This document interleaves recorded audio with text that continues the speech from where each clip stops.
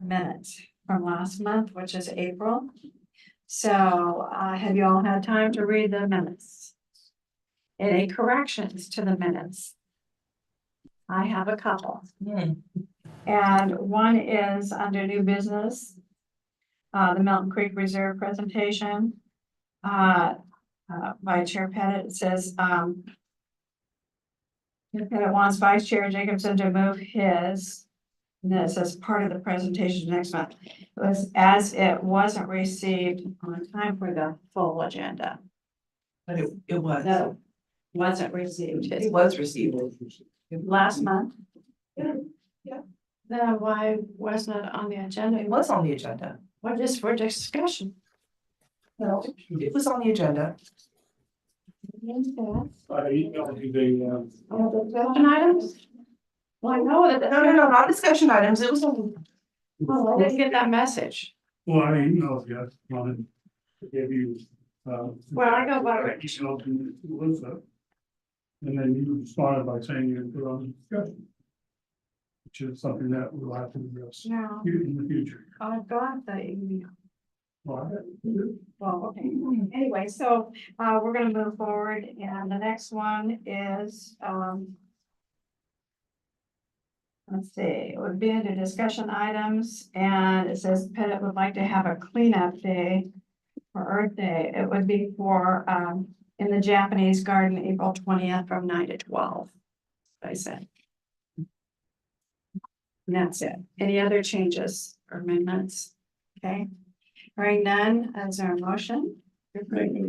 I have some amendments, please. In the meeting minutes from April for voting approval on both item 1 and item 4, it has me listed as Chair Lathrop. Oh, yeah, it was automatic in the computer. I just didn't clarify it. I'll fix it. Okay, thank you.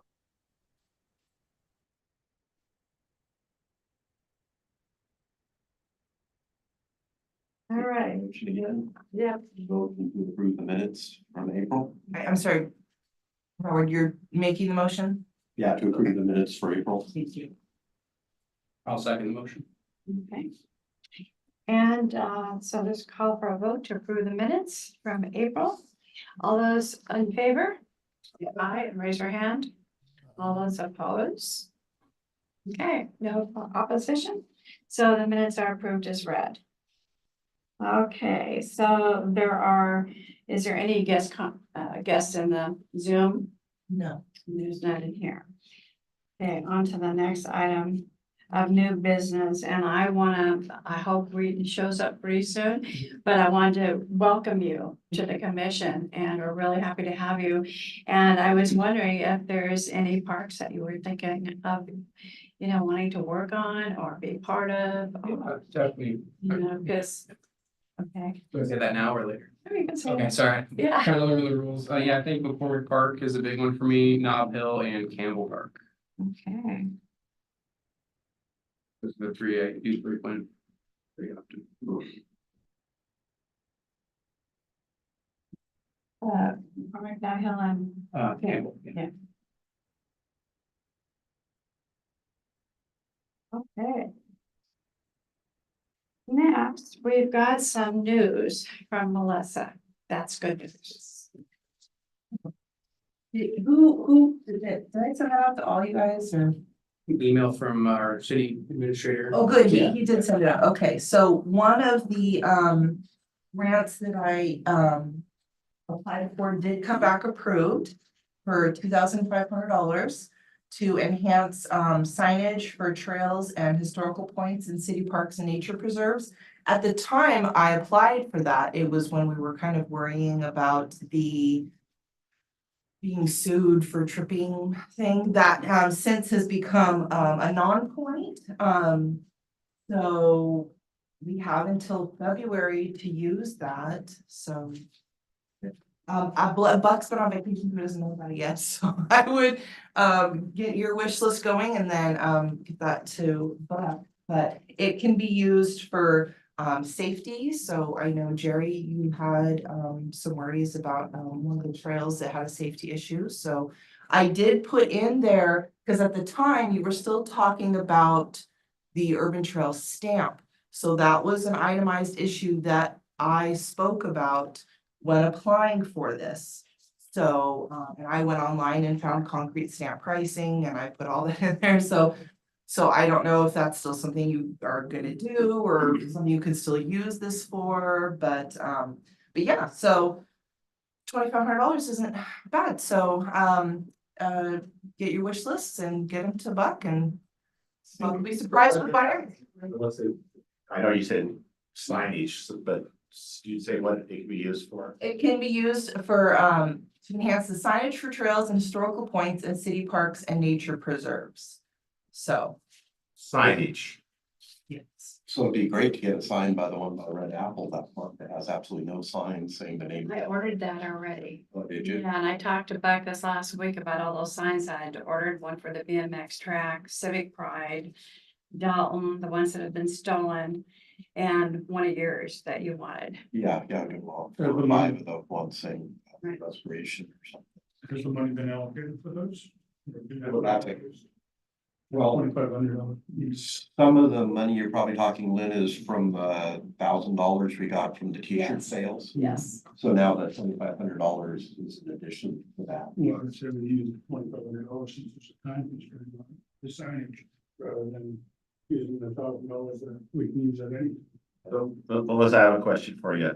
So a kiosk is not a sign, but it is a physical structure that holds signs. So could that be used for a kiosk? Let's see, You make it out of signs. So Technical Guard needs a kiosk for people to know that there's actually a park there. The botanical one? Yeah. Isn't there one right there? No, there's little things, nature trail. I mean, I suppose we could make a case for that. It holds the signage. We probably should try to keep this on the agenda for next month and discuss where we think our priorities are and what signs, Right. you know. Maybe come up with a ranking of like, okay, money starts here and then it goes downwards and when the money's gone, that's the end of the signs. Do you have a list of approved vendors we use for our signage? Or is it just Usually it'd be. Paulson's. use? Okay. I think it's Bemis. I wonder where like Knott Hill, a couple of ours are really fading and then. I mean, my report with the dog stuff, I'll bring that up. There's one at the dog park that's totally faded. You gotta be this close to it, be able to read anything on it. People don't know where the dog park is. And we put some clear coat on it so it doesn't fade out as fast. So, Also, I'll put that on action items. Okay, next item. Anything else on science before I go? Okay, so the next item, number 3, is Milton Creek Woodland Reserve Subcommittee. Jacobson. You want me to put up your presentation? Sure. There've probably been a couple of changes, like I found out because of, Gary's, we were speaking with Buck. Excuse me. Corridor and that type of stuff, small changes. So it's an evolving thing regardless. Okay, What page is that change on? I couldn't tell you, we'll get to it when we get to it. First off, we're looking at to appoint new subcommittee members. We have the current members myself. One second. Dana, can you see that? That is the I cannot see that. Okay, hold on, let me check. Melissa. I'm sorry. I don't know why that was included, because that was the one. Yeah, I don't have that good of eyesight. Hold on. Can you see that? Oh, I can see that. Yes. So that's not the one you want to share? No, I never submitted that. This, for this. You, Is- I thought what you just had was the cover of this packet. No. Is it this one? Yeah, that's the same date. it is, yeah, it could be that. Okay. Okay, can you see that, Dana and Paul? If you haven't seen, can't see, I did send, Yes. to you via email. So the first objective is appointing new members. As I said, Jerry and I are current members. We have. Okay, I'm sorry, I can't see the actual presentation. I can only see the blue screen with the file images on it. Let me move it. We're just looking at your desktop. How's Yeah. that? Does that work? Yes, thank you. There we go. Yeah.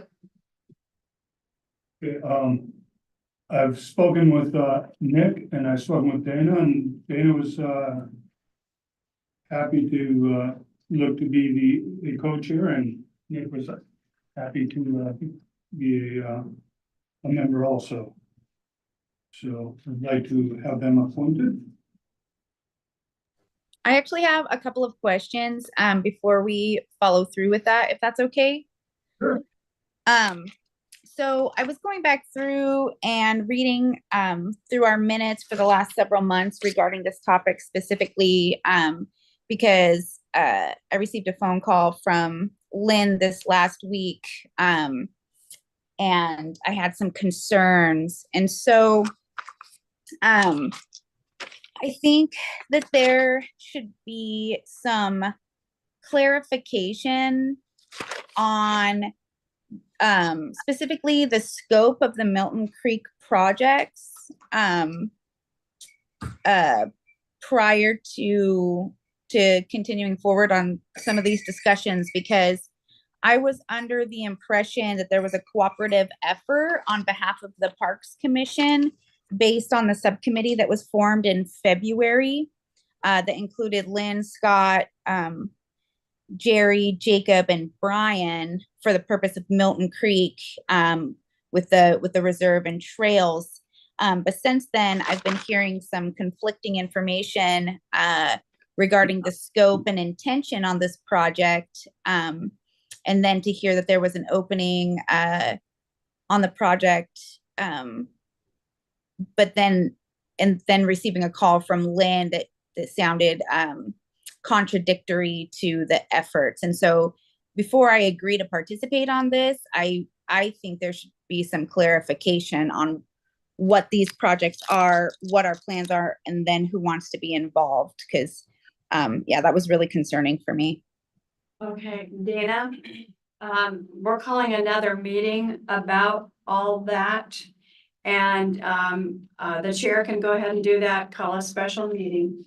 And I'll wait till Scott is done with his presentation and we'll talk more about that.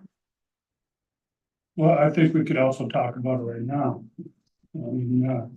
Again, if you could restate your concern again, Dana. Specifically, that I have concerns on the scope and details of the projects surrounding Milton Creek and the cooperative effort of the commission members. Can you be a little more specific about that? No, we can't get into those depths because we're gonna have another meeting about just that. And we have to be respectful for other people in our commission because we have 16 items here, which is very unusual. Took a presentation that was in. Scott, So, Hey, guys. stop. Okay, so we will have a chance to ask all those questions and get that taken care of. Go ahead. I'm looking to actually appoint people onto this subcommittee today. And if, in order to get my appointees, if they have a question, I'd like to clarify it for them. And this is what we need to do. So if Dana needs clarification, I'd like to address what she's asking. Well, you might have to wait. We've got a lot of issues that we'll be covering. So that everybody's on the same page. We all want the same thing, but we have to be on the same page and know what's happening and better communication. There's no need for a delay in this. We already have a subcommittee. I mean, there's, in our ethics code, let me read it to you.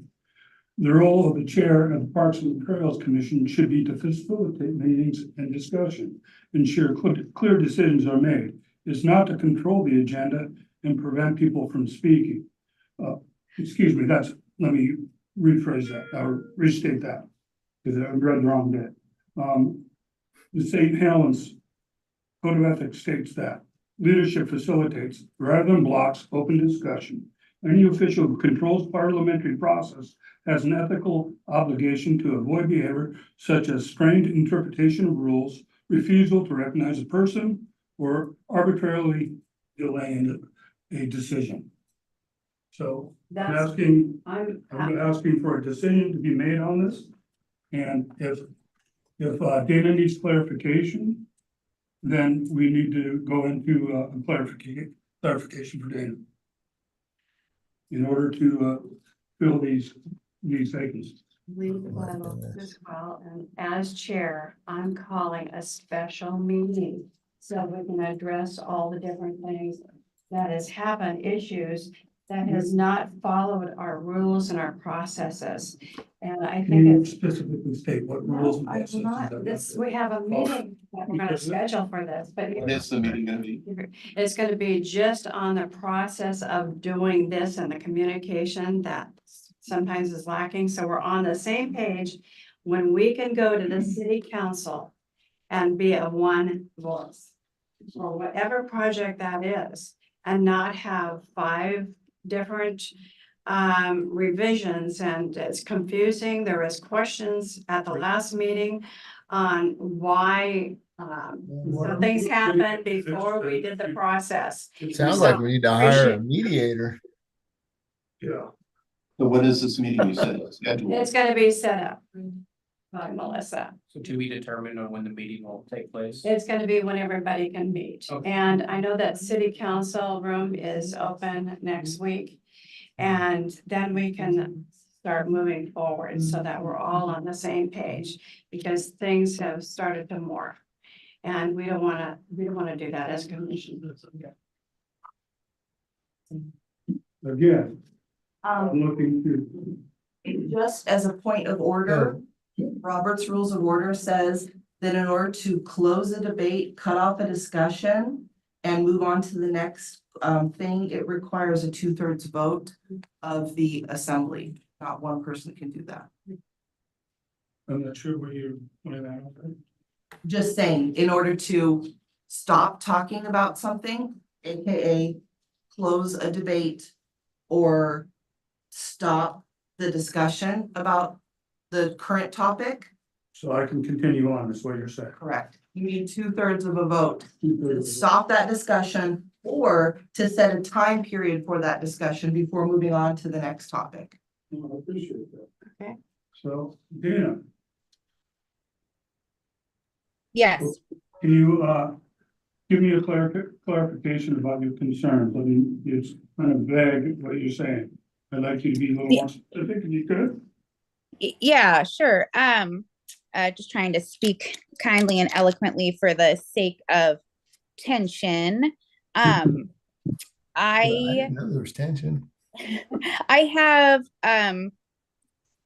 based on our previous discussions, Guys. when we did the walk around at Milton Creek, when we discussed the projects at our previous meetings, and when we formed the subcommittee at our February meeting, I was under the impression that this was a cooperative effort amongst all of those people who were participating in the subcommittee, which is Lynn, Scott, Jerry, Jacob, and Brian at the time. Since then, at our last month's meeting, there seemed to be some confusion about the project's scope and intentions, voiced by Lynn, even though she was part of the subcommittee. And so, I have concerns about the clarity of intention on this project. Like, do you guys have a clear idea of what the project is intended to be? Because it doesn't seem like that at this time. Well, it does, on this, handout that I gave you, does give you a better idea of it. But we also had it, when we first formed the, subcommittee, it was all inclusive at the time. Right, Yeah. that was my impression. That's what was my impression too, and nothing has changed since then, because it's still, until But that this- would be contradictory to the phone call that I received from Lynn this past week, which was really concerning, where it was stated to me very clearly that she was not participating at all whatsoever with the efforts of the subcommittee. Yes, you can resign from the subcommittee, doesn't mean that the, how it was formed and our remit has changed. Okay, but she also stated that she still had intentions. Sorry, Jerry, I'll stop real quick, but Oh, that no, she had keep intentions going. of a different but same location project. For that to occur, we'd have to dissolve this subcommittee, reform another committee to, if we want to rescope it. And if we wanted to split it apart into different things, then we, since a lot of it is overlapped, we then need a third committee as a steering committee, to tell with these two committees what to do. It seems to be quite convoluted. Okay, so, As it okay, stands- As it stands, our remit has not changed, and it can't be changed unless the, subcommittee has been dissolved. okay. So you can be still on the committee, subcommittee, in that same capacity, for however long the subcommittee is still formed. It could be next week, or it could be a number of years from now. And then if I may receive input from the other members of the subcommittee, Jerry, That'd be me. yeah. Because I haven't been at any of the subcommittee meetings so far, so I don't know first person, what your discussions have been. Do you feel that the project is still kind of in alignment with our initial discussions, like when we went on the tour? Here's my take on this. Okay, Lynn has been working on the Milton Creek Woodland Reserve project for a long time. You know, she's brought it up lots and lots of times. She was gone for 2 months. In the time span there, oh God, I forgot his name, Mr. Clark, Sean Clark. He asked Scott to give a presentation to the, you know, to the Columbia County Ports Commission. And so John Walsh and myself and Scott went to the meeting. We gave the meeting. Lynn was gone during this time. Well, Lynn was gone. Not during the meeting. No, I mean, Presentation. yeah, well, Lynn was gone. She's gone for 7 weeks. We formed a subcommittee. Well, we already formed this. Yeah, we'd already formed a subcommittee before that. And Lynn, Scott were going to be the co-chairs of that subcommittee. I was on the subcommittee, and I think now, Nick, you're gonna be on. Lynn wanted to get off of it after all this happened. So I think, like Lynn says, we all want the same thing to happen.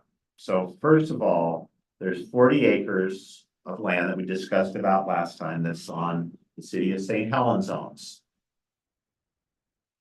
On the other side of the river, or the other side of the creek, is I don't know how many acres, lots of acres that the Port of Columbia County owned. When we went to the board commission, Sean Clark, the committee, there was nothing said or done, but they were very positive. They said, yeah, we wanted to basically donate some of that land. This is gonna be a long process because, you know, attorneys are gonna have to get involved. Are they gonna give that land to the city? Are they gonna keep the land? How's it gonna be written? And everything else. So my view of this project, this is my view, Dana, okay? Not Lynn's or Scott's, is that we take the old Boise Park, private park, which is probably about 3 acres, I'm just estimating it. And then just downstream from that, on the city side, there's about a 2 to 2.5 acre Camas Meadow, which I'll pass out some pictures later that I took a few weeks ago before all this happened. And I would like, and that's probably somewhere between 6 and 8 acres of this property. But, I mean, this is gonna be, it's gonna take a long time to do this. So my vision is, we have the Milton Creek Woodland Reserve, which is ever how much the city decides to give us. Hopefully the Milton Park, the old Boise Park, and hopefully the old Camas Meadow. And then once we get the land, which I think the cities they haven't said anything, they haven't we haven't really approached them. So we don't know, but when we were at the meeting, it sounded like John, you know, when we were just talking casually, nothing official, that, yeah, this sounds like a good idea. He said, we gotta have 5 acres down there for a transformer or a substation. I don't want that substation personally built on the Camas Meadow down there. That needs to be saved. But he said, yeah, you know, other than that, you know, it looks like, so. My vision, Dana, is a park. The old Boise Park, we call it the Boise Park, hopefully. And then downstream from that, there's a gap in there, probably an acre. And then there's the Camas Meadow, and I'd like to see all that area saved as a city park. Then on the other side, we've got to deal with the Port of Columbia County. They are going to give us some land. Are they gonna, I don't know how that's gonna work, but they want to do it. Then once that's all secured, then we build a trail, you know, through there. On the city side, basically the trail's almost all the way down there. It wouldn't take much to punch a crude trail down through there. I walked through it 3 or 4 times. Very easy. It's not much of a trail. This area is absolutely incredible. But right now, the right hand and the left hand are not working together. You know what I mean? Somehow we need to come together and decide how we're going to approach this. My thinking, and I think this is opposed to Lynn, is that there should just be one entity. You know, we should have and I think Lynn should be on it. I think there should be one entity, one subcommittee that deals with the city and that deals with the Port of Columbia County to get this all working together. This is not going to happen overnight. This is probably going to be a 3 or 4 year project in my thinking. That's my vision of it. And I think Lynn should, you know, I think Lynn should be very involved in this because she's been really talking about the Woodland Creek. Scott, on the other hand, he's done he's the one that made initial contact with the Port of Columbia County. No, that's true. Well, okay, maybe it's not true, but you know, I think that we all need to work together because I feel like this is an incredibly important project. I mean, I think if we do this right, you know, this is going to be here for 100 years. People can use this. So somehow we need to get together and resolve how we're going to go about moving forward this. And my question is, like, what do you think, Brandon? How do you think we should move forward in this? I mean, you're on the city council, you've been down to that area, you know it. If I What's can your interject thinking? Just one thing, I have asked Lynn, through an email and through Brandon a couple of times to come back to the committee. And did not get a response. Okay, just wanted to clarify. Yeah, I agree. I think moving forward is what's gotta be done. What's happening here isn't working. And when the time does come to go before the council, it has to be a unified voice. It has to be a unified message that this is what the commission feels would be best for the community. So somehow we've got to come together, meld the ideas, meld the personalities, and figure out what's best for this area, because like you say, it's a beautiful area, it's worth preserving. But if we can't figure out things here in this group, it's not gonna happen. It's gonna go by the wayside. So however that has to happen, we've got to come together and move forward rather than looking back and saying this happened and this happened and this happened. Let's fix it. Let's move forward in a positive way. Ideally, I think one subcommittee be best rather than several subcommittees kind of working on the same area. Just looking on the bylaws under Article 6 subcommittees. The subcommittee chair, whoever that might be, shall be responsible for assigning specific tasks within the mandate of the subcommittee. So I think delegating that if one group or one individual wants to focus on this portion of the project, this person can work on this portion of the project and then come together and report. So I think it's okay to be working on different aspects of it within the same subcommittee. So I know that you guys get tired of me saying this, but you know, we've been working on the urban trail for 4 years now. And that's how it's basically worked here. Howard and I, we've worked on marking the trail, we're gonna mark it. Lynn has worked on the kiosks, she's pretty well done that. She'd come and report on that. Dana is going to do the advertising and the promotion, and she's going to do the QR code and and all that sort of thing. And I haven't dealt with that because that's not what I want to do with, or even if I could, it's not my strength. So we all had different things we dealt with, and Lynn did her thing, and Dana did her thing, and Howard and I did our thing, and you know what I mean? And I totally agree with you that one subcommittee is the best way, and one person could work on this, and one person, what I mean, could be their main thing. That would be coordinated. Yes, Yeah, there Be are coordinated. agreements, but that's what the subcommittee's for, is to make those decisions, but I like the idea of having a special meeting devoted to this topic because it's obvious there's a lot to discuss here and there's a lot that needs to be discussed.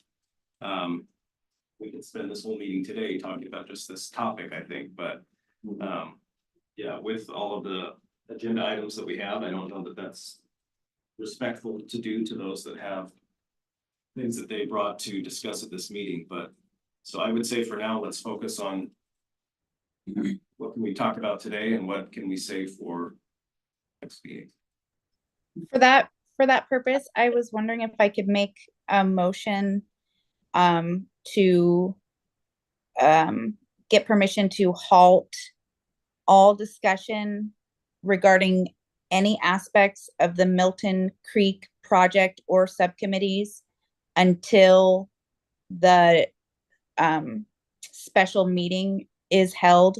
That way we can have one topic of discussion at that time. so I'm asked to discuss, to second it before we can discuss. So, if you make a motion, then somebody else will second it, then we can discuss it. So if anybody seconds it, I'll second it. So, open for discussion.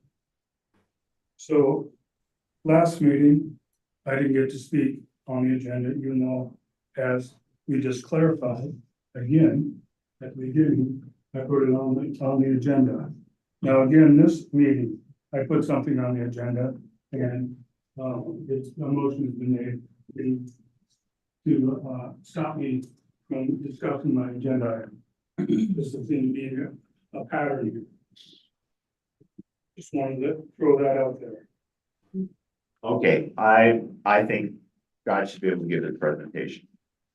There was no question about, Okay. it was just for questions from everybody else. We're gonna have a special Okay. meeting. A motion On that. has been made for But a motion's been made for it. Motion. But my discussion is, and I think Scott should be able to run through this. I think he should give his presentation and stop the questions and everything until we have that meeting. Because there's a lot that's happened that, is not in the process. Well, And it needs I'm to just be. trying to, I'm trying to understand what, are we just discussing this, and then he's gonna make a presentation, but then we're still gonna have another meeting, executive meeting to try to figure out what we're gonna do so that we speak with one voice. I mean, to me, it seems like it makes sense to just not talk about it today, or we're gonna be stuck on this forever. So that's just my thought. I mean, I'm not trying to shut anybody down. It just seems like we got this thing just keeps going on and on and on. It's getting kind of annoying. I agree, and I think once some of that process and the rules and the guidelines get out about these kind of things, it's gonna make it a little bit clearer for everybody. Yeah, I mean, I'm kind of confused a little bit, to be honest, like what's going on. So I just think And it seems like this executive meeting might be the way to go, I guess, and just hash it out there because we're never going to get anywhere today. It would be just like last week. And we've got 15 items on our agenda, and I think it'd be important to move forward. Well, and I want to be clear that I in no way want to stifle Scott's ability to provide information to the group. I was very much looking forward to his presentation. I just have a lot of concerns about the cooperative efforts of the commission members on this project, and I'm confused about the intentions from some of the commission members who seem to be in disagreement on this particular project. And so, Scott, I really want to hear your presentation. I think it's great, but due to the fact that not everybody's in agreement, even with the goals of this project, it appears, I think postponing all the conversation to a separate meeting would be healthy for the sake of getting through all of our intended agenda items as well. And I think if, my personal opinion is he can go ahead with this presentation, but then to answer all these questions and get all this confusion out of the way, then we can do that in a separate meeting. And that's why I want to call a special meeting, because there's a lot to this. So, and I want to make sure everybody knows the right process. I mean, it's, Jerry, I think, said it best, at the last meeting, but, anyway, The motion's been made and seconded to postpone. You talked about this. We're gonna need to vote on that, correct? So I would say let's decline that, let you talk about it, but maybe we make another motion to have a discussion about the presentation and appointing the subcommittee members at that executive session. That makes sense or no? To go forward. It has objectives, and some of the objectives is getting feedback. So it's either you do the presentation, get the feedback, or you don't do the presentation. What would make you feel more comfortable? Well, it might make people, feel more comfortable, is actually give me a presentation and to ally all the confusion that surrounded this, I give the commission my observations, then number 8 on the objectives. That would clarify, I think, most of this. Well, here's just common sense. Let's, I think Scott should go ahead and give his presentation. But maybe out of respect to the speed of the meeting, motion, that we refrain from asking questions and refrain from making comment. I know that everyone has a right to do what they want to do. So With let's, that being said, so let's vote on the motion then, I think. And the motion was to postpone Scott, right?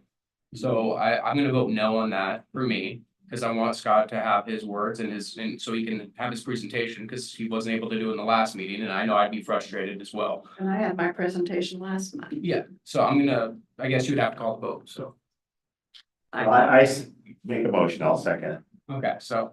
I'm sorry, what? It's already been made, so we're voting. I'll second the motion. Sorry. Already been seconded. Yeah, he said, Scott seconded, so I vote no, that we don't postpone his presentation. And then you're called. Vote no. Listen, I vote no. I need clarification before I vote, because again. Which one are we voting on?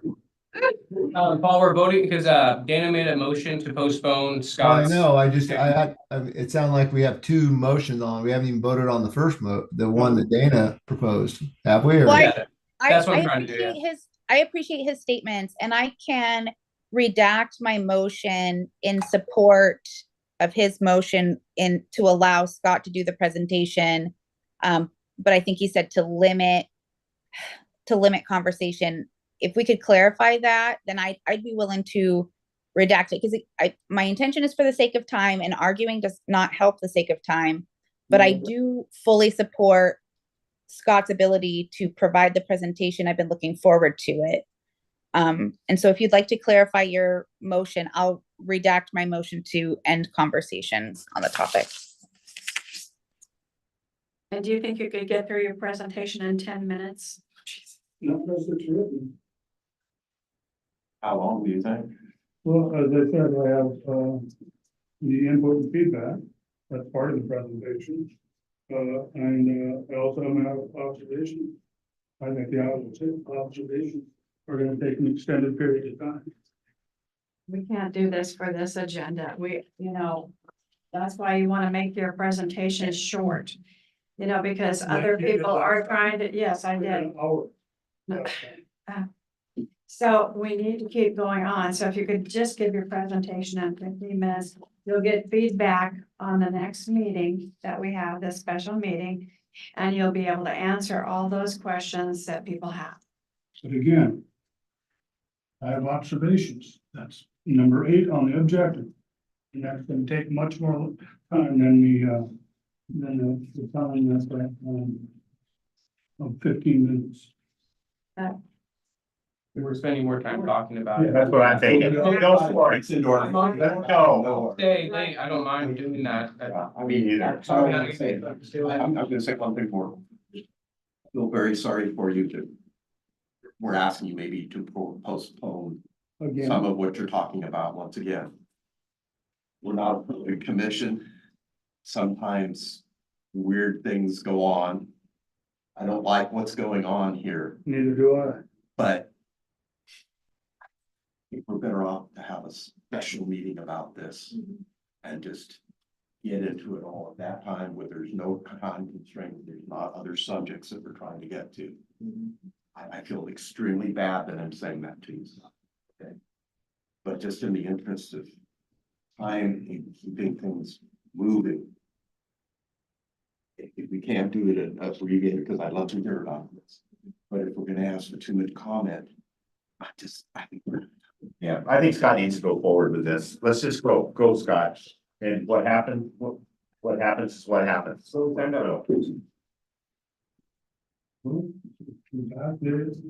number 1. okay, Good. Talk to Dana again. I don't know how we're gonna go about proceed on that, Dana, since you have these reservations. Maybe we could after the presentation and the observations, you might get some clarification and accept the appointment. The second one was Nick. Are you still interested after all this? Yes, I am. Yes. Well, I mean, I'm not sure the proper procedures to appoint Nick. Is it just, I can appoint him myself, I have the power as Sure has to. as co-chair?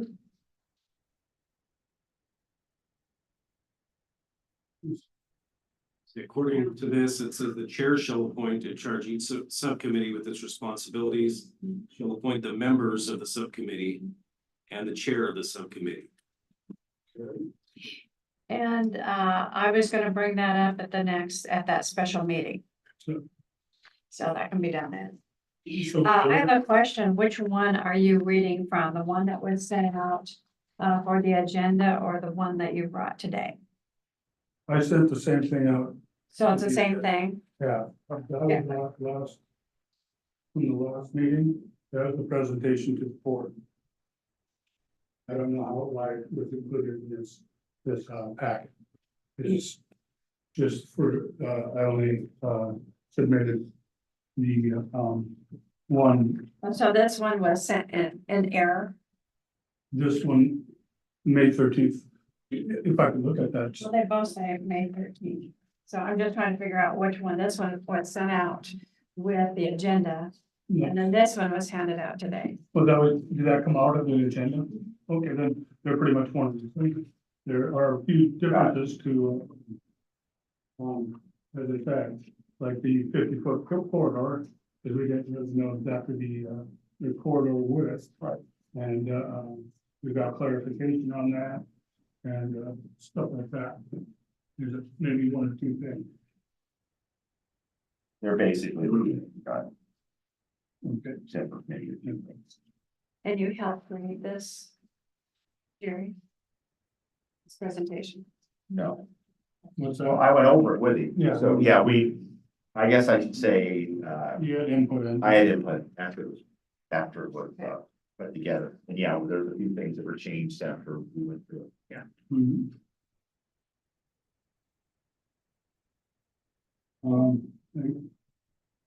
So just to go through it, we had originally had Brian Long, who resigned from the commission. Jacob Woodruff and Lynn Pettit were previous members on this. I think Jacob had resigned because he had too much going on. Plus, I don't even think he realized he was on the commission or the subcommittee when we formed it because of the crosstalk when we were appointing members to it.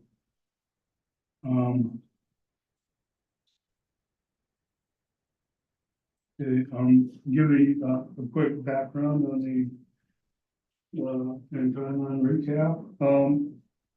As most people would know, the building a trail along Milton Creek was identified in the master plan in 2015.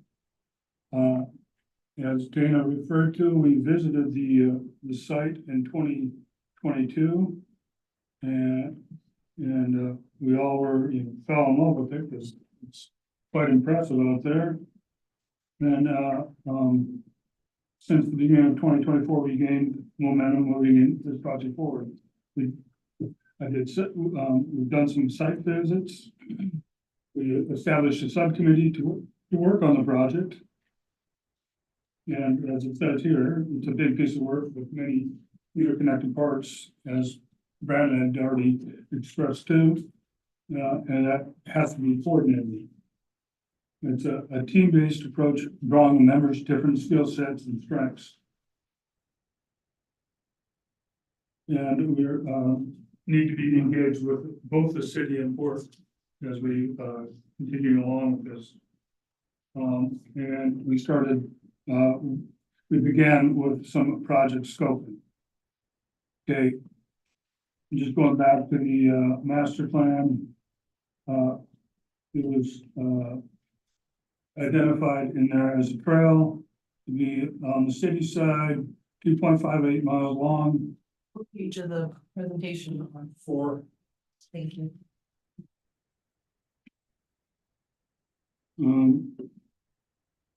Then again, with the 2022, we had the site visit with Brandon was there when he was on the commission, and former topic Patrick Burke was there.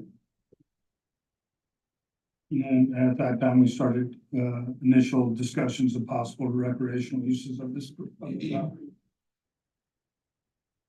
I think in 2023, we named the whole thing. The Milton Creek Woodland Reserve. Then in, this past January, Patrick Brooklyn and I, went out and checked it out. I asked him to come out with me. He had been involved with this previously.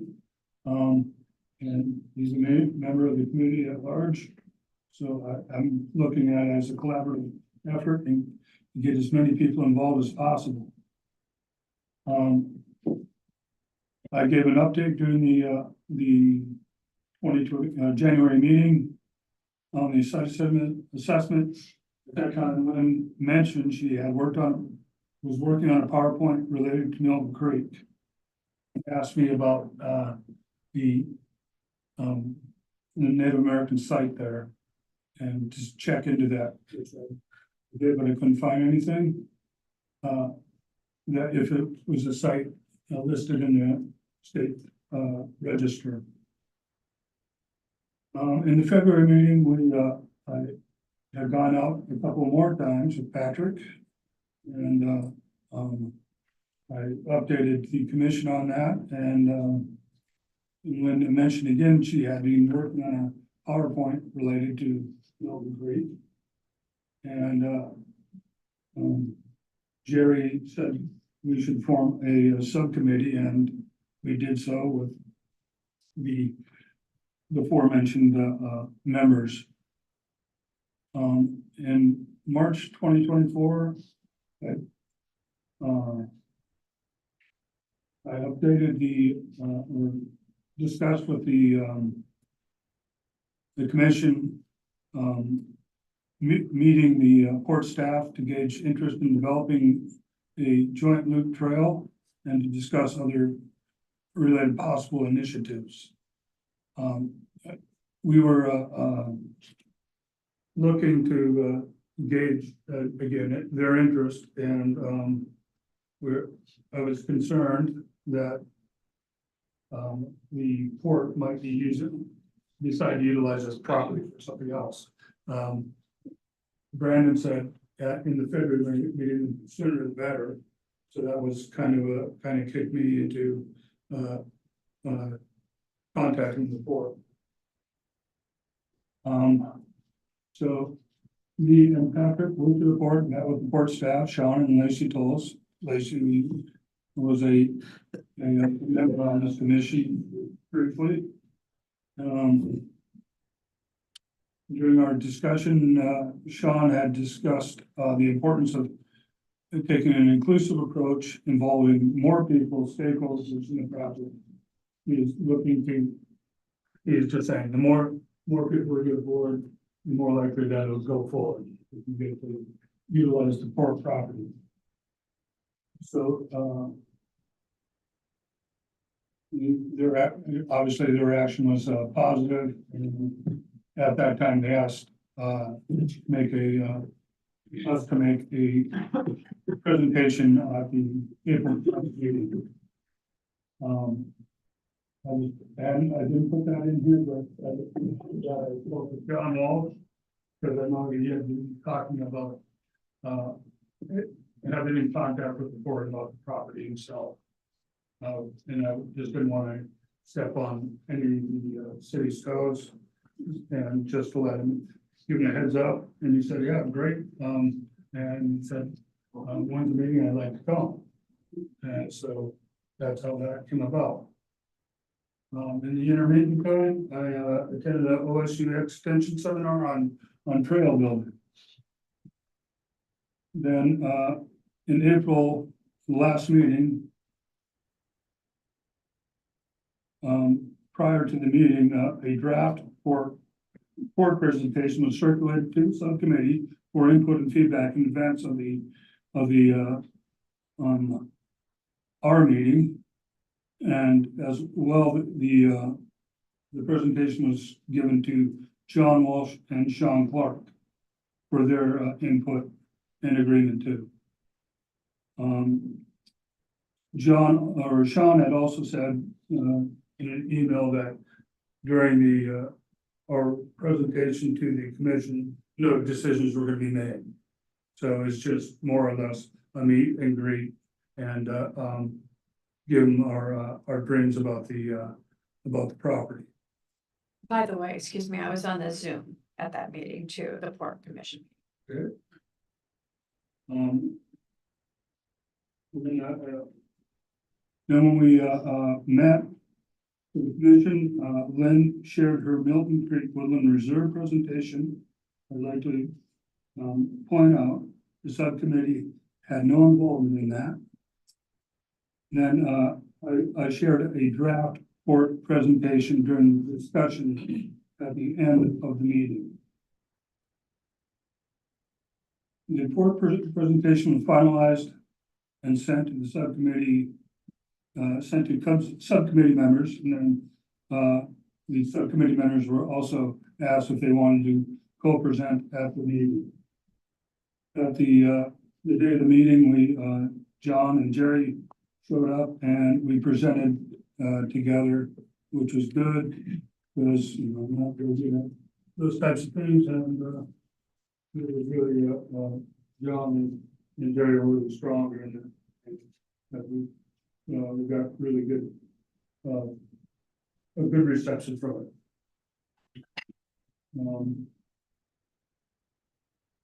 Then, we had a subcommittee, meeting with, Counselor, Sundin in attendance. The following Tuesday, the presentation was on Wednesday, so on the following Tuesday we had that.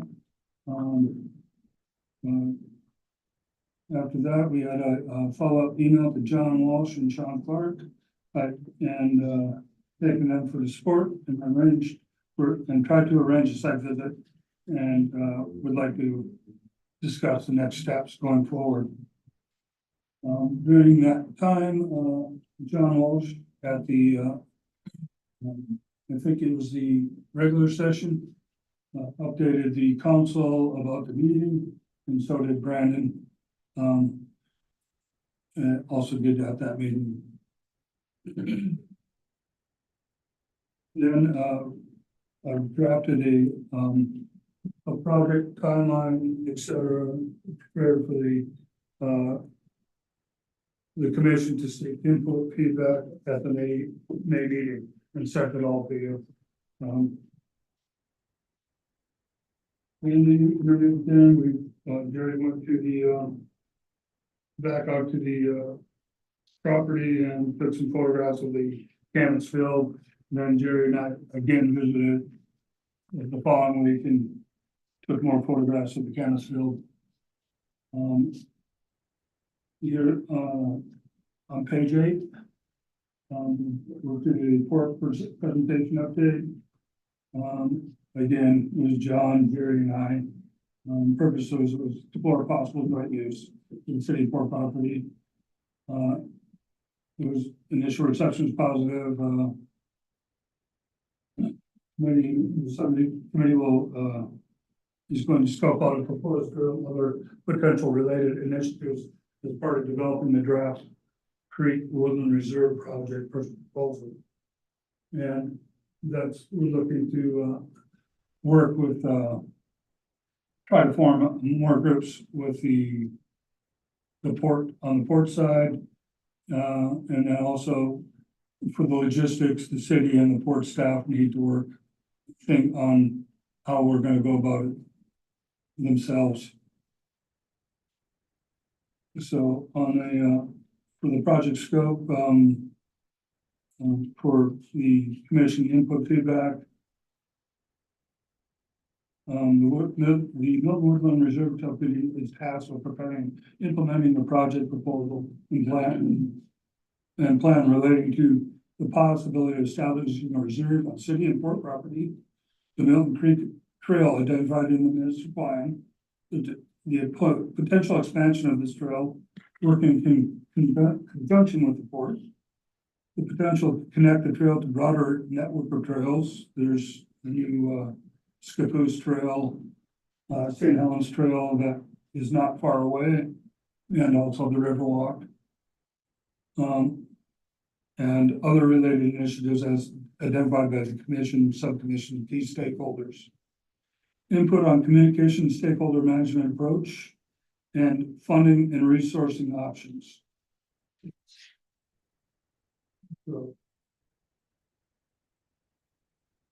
this would be the time to put on those particular aspects, they have any input and feedback.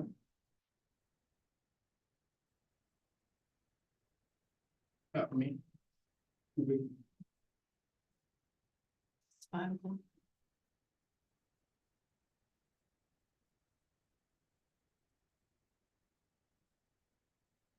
Howard, Dana, Paul?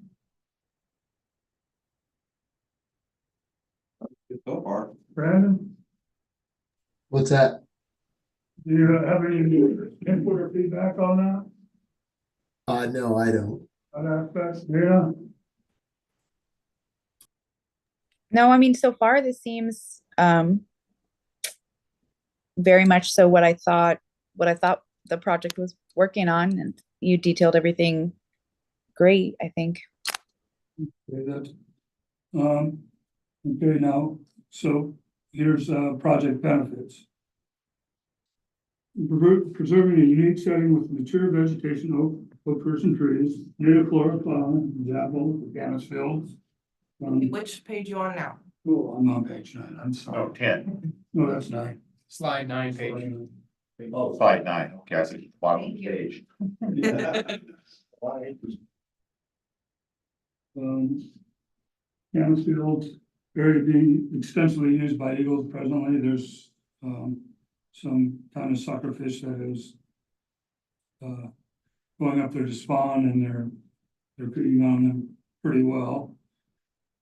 And there's the creek, which is home to several native species, cutthroat, steelhead, coho. Jerry's done some survey work on that years ago. Another benefit would be mitigating local climate change impacts through the preservation of the forest land. It's not old growth, but it's second growth, and it's been there for an extended period of time. It also could be utilized for providing opportunities for environmental and biological education. There's highlighting historic and prehistoric components. The core sites were, Jerry was saying, when we went to one that was like, just like being in Oz. That's quite something. These sites were used, before it was used for, a lot of it was used for paving stones in Portland. There's also, as Brandon has pointed out, there's a Native American site at the mouth of the creek. I couldn't find anything about if it is a registered site with SHPO, which is the state historic preservation officer. Another benefit would be setting aside undeveloped land for public use and creating recreational opportunities.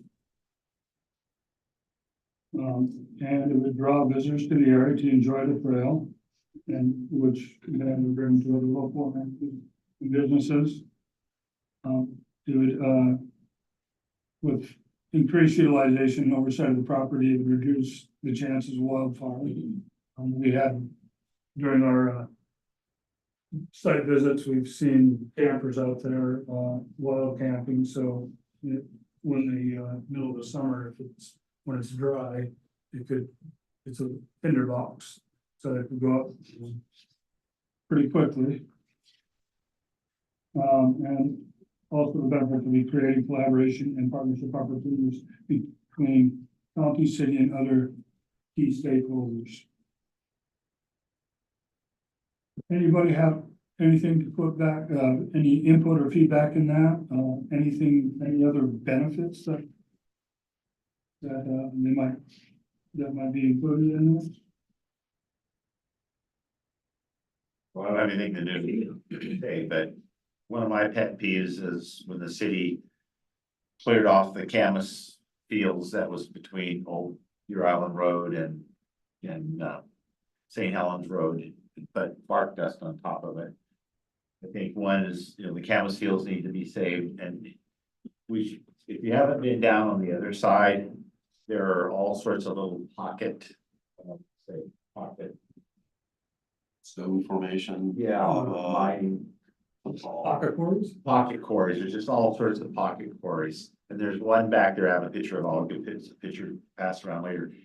I mean, the creek, but the pocket quarries are, and the Camas fields are really unique, and I mean, I can see how, I enjoyed it. And, people would really love, it's unique. I mean, there's nothing, I've never been anywhere that has anything like that. Dana, Paul? Any input, feedback?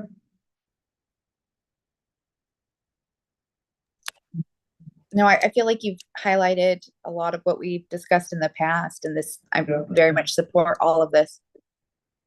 Yeah, I have a draft timeline that's really optimistic, really optimistic. In May, June, we're looking to prepare a draft project proposal plan with input from the city and the port staff and other key stakeholders.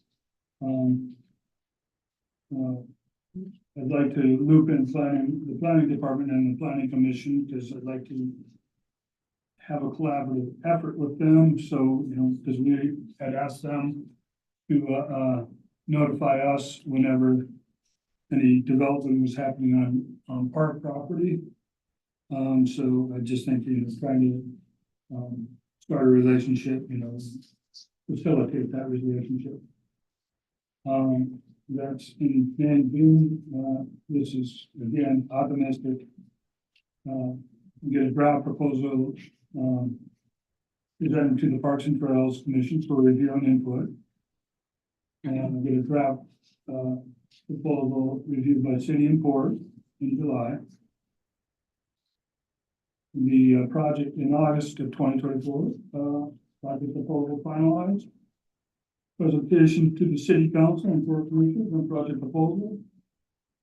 And potential for, joint presentation, maybe with the board on that. It would, with that, if we get these committees formed with the port staff and other stakeholders, we need to establish a steering group, so we coordinate with everything that's going on with the project. And then the project would commence at that time.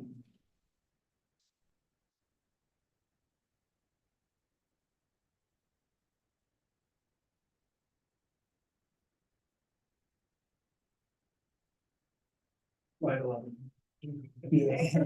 I just went. Things to consider when developing draft proposal. Again, this is for everybody's input and feedback. Phasing, as we stated before, this would be a multi-year project. Factor in resource and funding availability, port and city logistics, that type of stuff. Structuring phases will allow us to maintain momentum and celebrate progress as each phase is completed. Land use options. This is something that Dana had pointed out last meeting. We do want, to get as much land as we possibly can, but given the potential value of the land of the industrial site or plots, we'd have to most likely consider scale back options to our grandiose plans. Again, it's trying to get the looping in the planning department and planning commission during the early stages of the project. And then we can prioritize areas like the Camas field and the mature stands of trees and prehistoric and historic sites. You could also, border sites in that too. Which is the historic site anyway. We do have right now a 50-foot upland protection zone. I have to check on the impacts. Also, as Jerry pointed out already, we have a 5-acre substation proposed on city property. I don't think it has been cited exactly where they're gonna put it, but somewhere in that vicinity.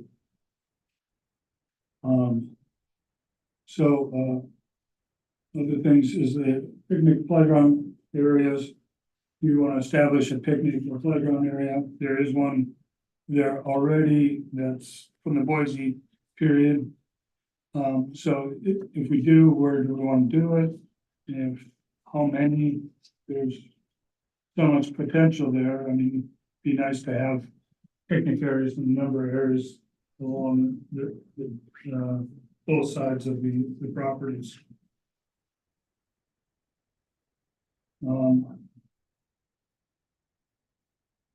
You gotta identify other related initiatives, as said about possibility of camping there.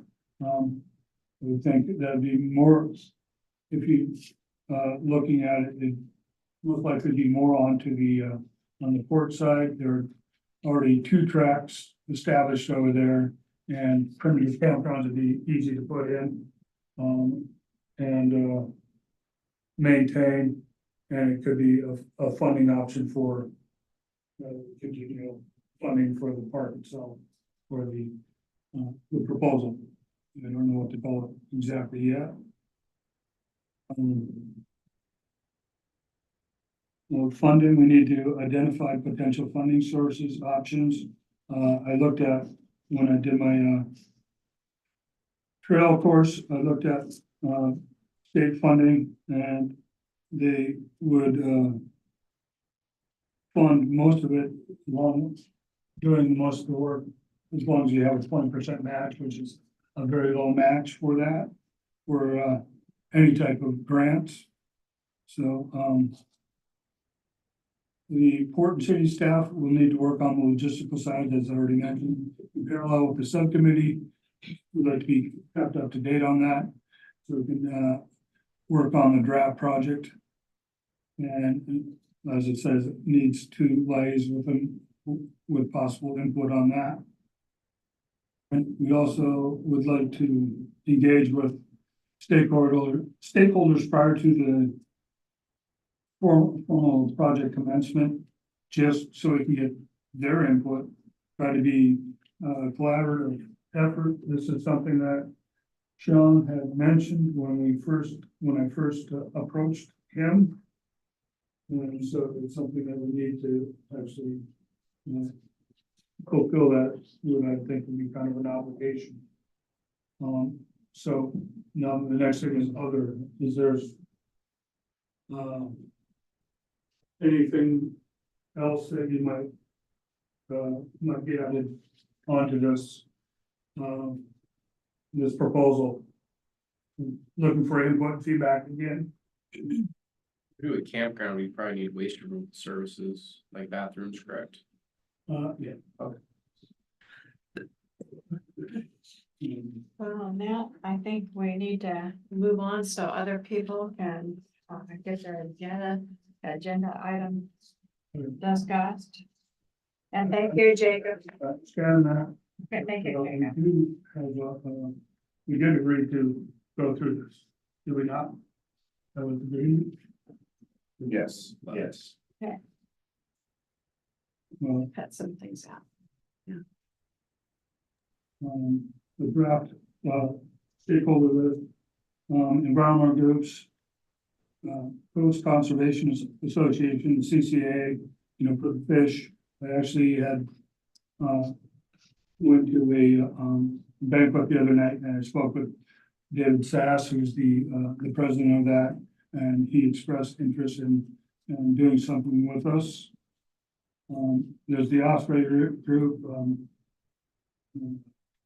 which is also another conservation, conservation group, I believe. Scappoose Spot Watershed, or Watershed Council, good, the historic preservation groups, you know, the Columbia County Museum, and SHPO, and also First American groups. Try to tie that in with the St. Helens Library plans because we don't want to approach them too many times. Try to get community members, many people as possible involved with this, such as Patrick Berkeley, because he's been involved from when we first went out and did the initial site visit in 2022. And others. We have experts. Some of these, Lynn has identified some experts they've been communicated with. There could be some confusion because of what has transpired, so we need to actually close the loop with them. And I'm looking for input on that. What other expertise do we need to draw on? Examples, educators, others. Another input, feedback time.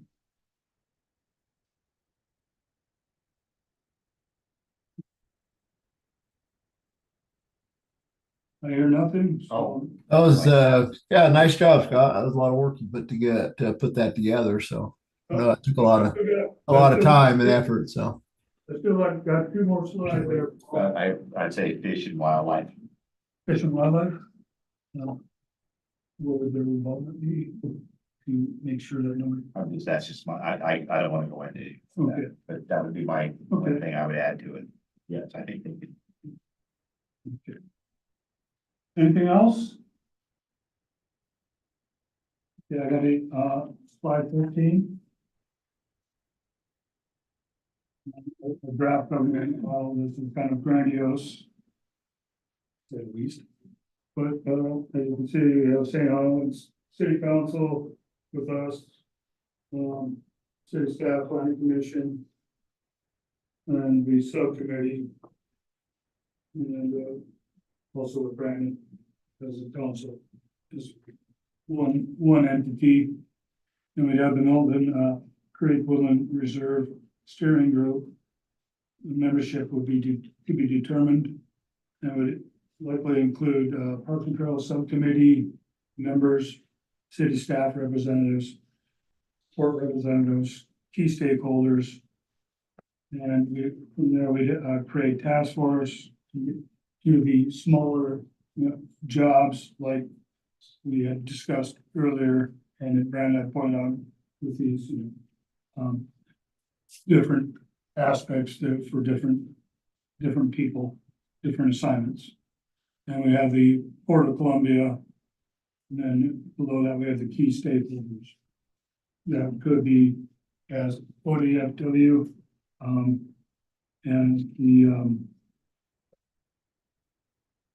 fish preservation groups, and the other one that we already listed, and possibly more if we can identify other things. Site visit, proposed dates and times. Purpose is to familiarize subcommittee members, other interested commissioners, since I don't think I can say subcommittee because I don't think Nick has visited the site. I think I may have meandered around there before I got on Parks and Trails, but I don't think on the port side, no, just city side. And other interested commissioners with the site on both sides of the creek. And we can discuss the project. Other community members who might be invited to join need to keep an eye on the forum issues.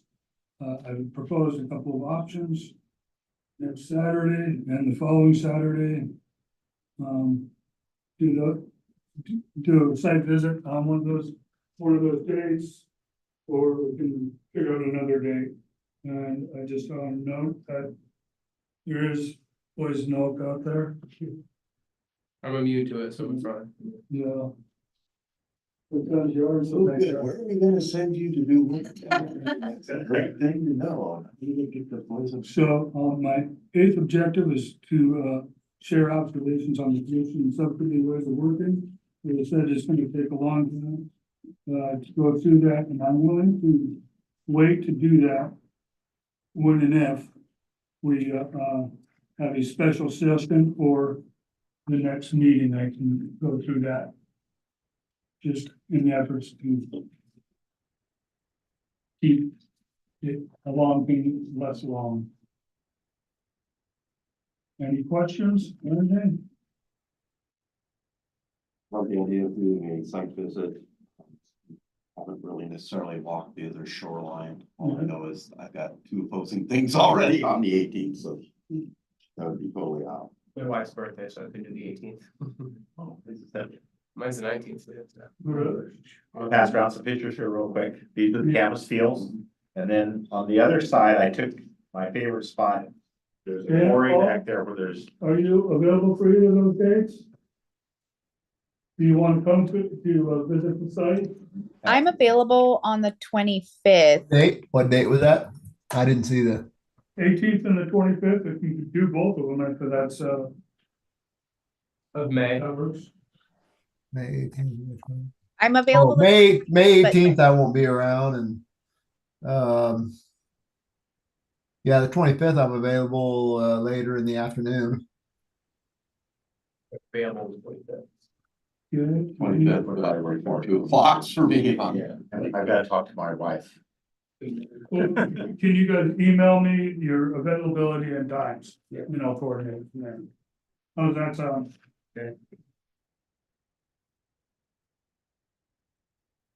Are you finished? With that aspect, yes. Okay.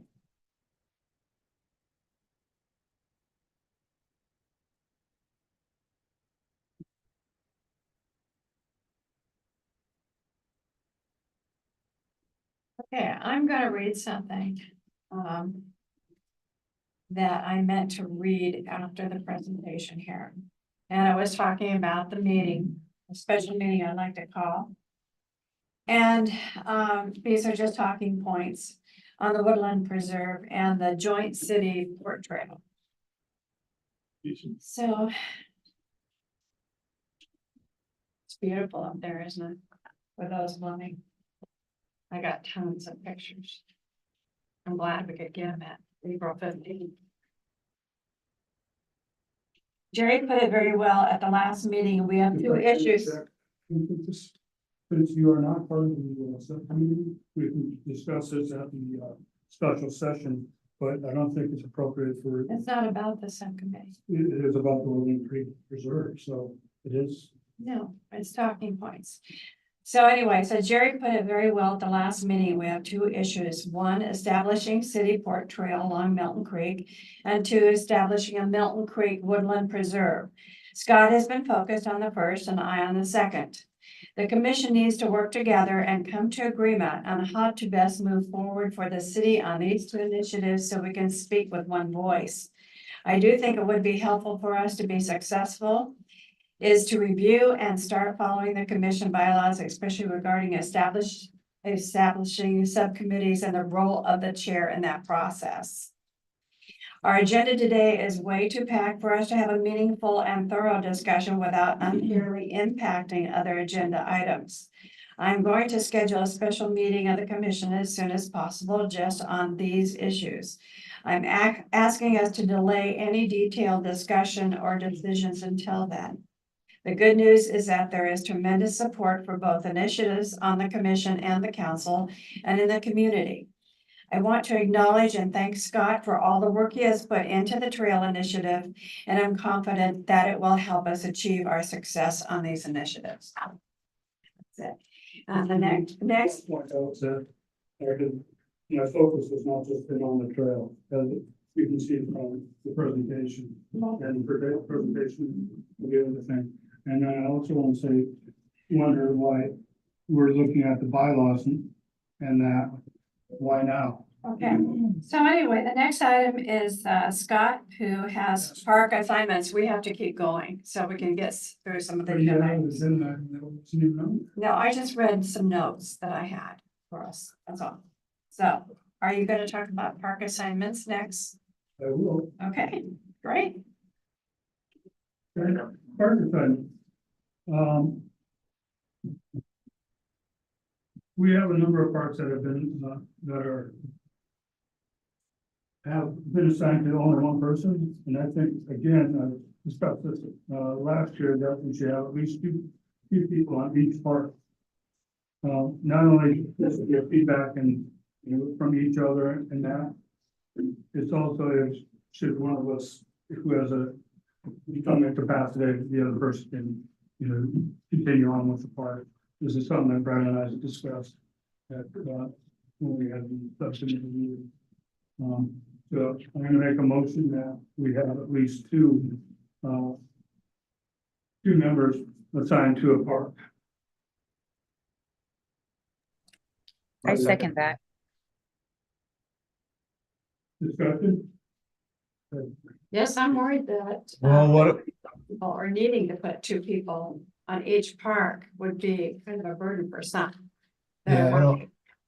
yeah, that would be my concern. I don't understand why the need to put some kind of restraint or constraint on our group. That seems to me, it just seems unnecessary. What's the need? Well, as I said, it's good to have another person who's onside. Well, I know it's good, like recommended or whatever, but I don't know that it has to be like, If something's incapacitated too, then that part is covered.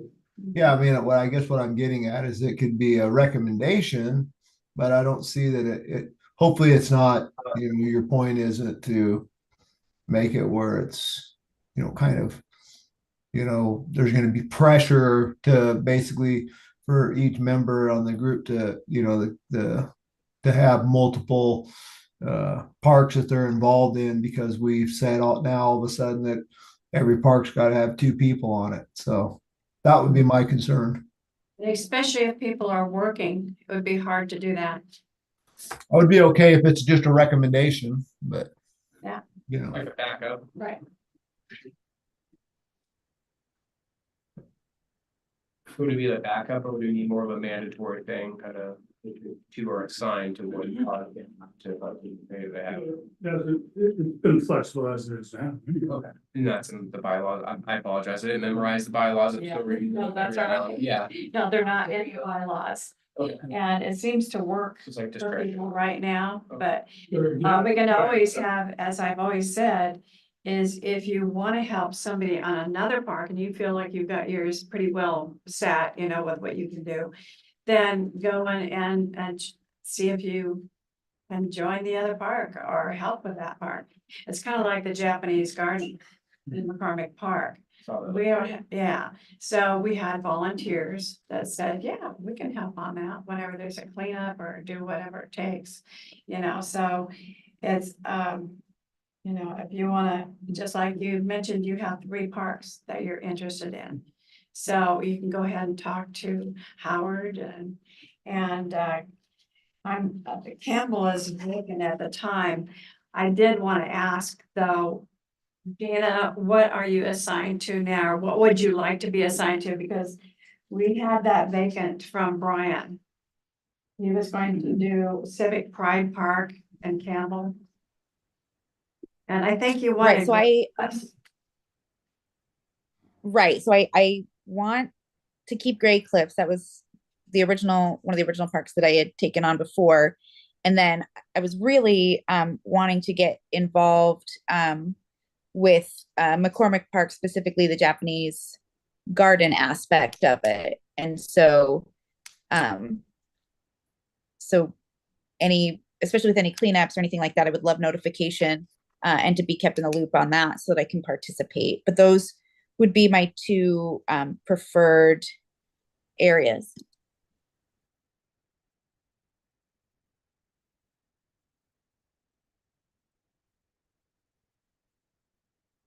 So we do have 2 parks vacant. Civic Pride and Campbell Park. Did you want to take another one? Anybody? I have 2, but Reed. Can we just assign him one? Well, Get you him know what? involved? I'm gonna give him a phone call.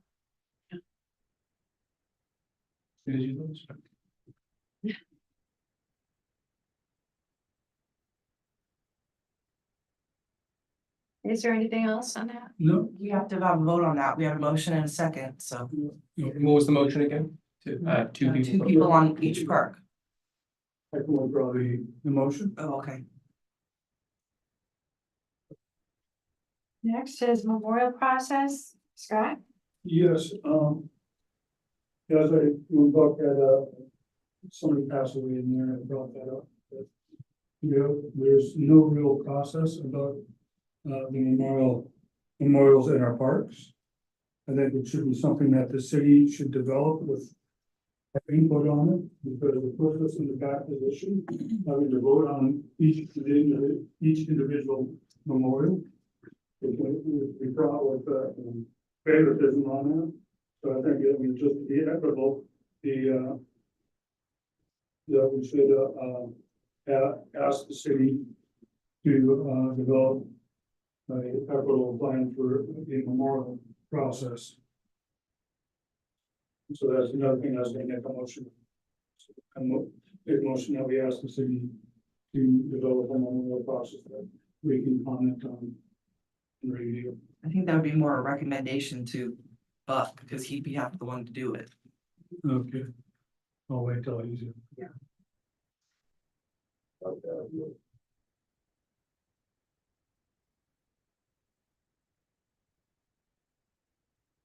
Good waiting. Brandon? Mm-hmm. Okay, all right. So, all right, need process from the city, so we can make a recommendation. Does anybody want to make a motion to go to the city and ask for a process? Well, Melissa just said that we should wait until. Yeah, that wouldn't be something that city council would do. In fact, if I remember, Buck told you guys to make a process. Okay, So that's if what you I were was bringing it thinking. back onto Buck, we should at least wait till Buck is available to have input on that. Sounds good.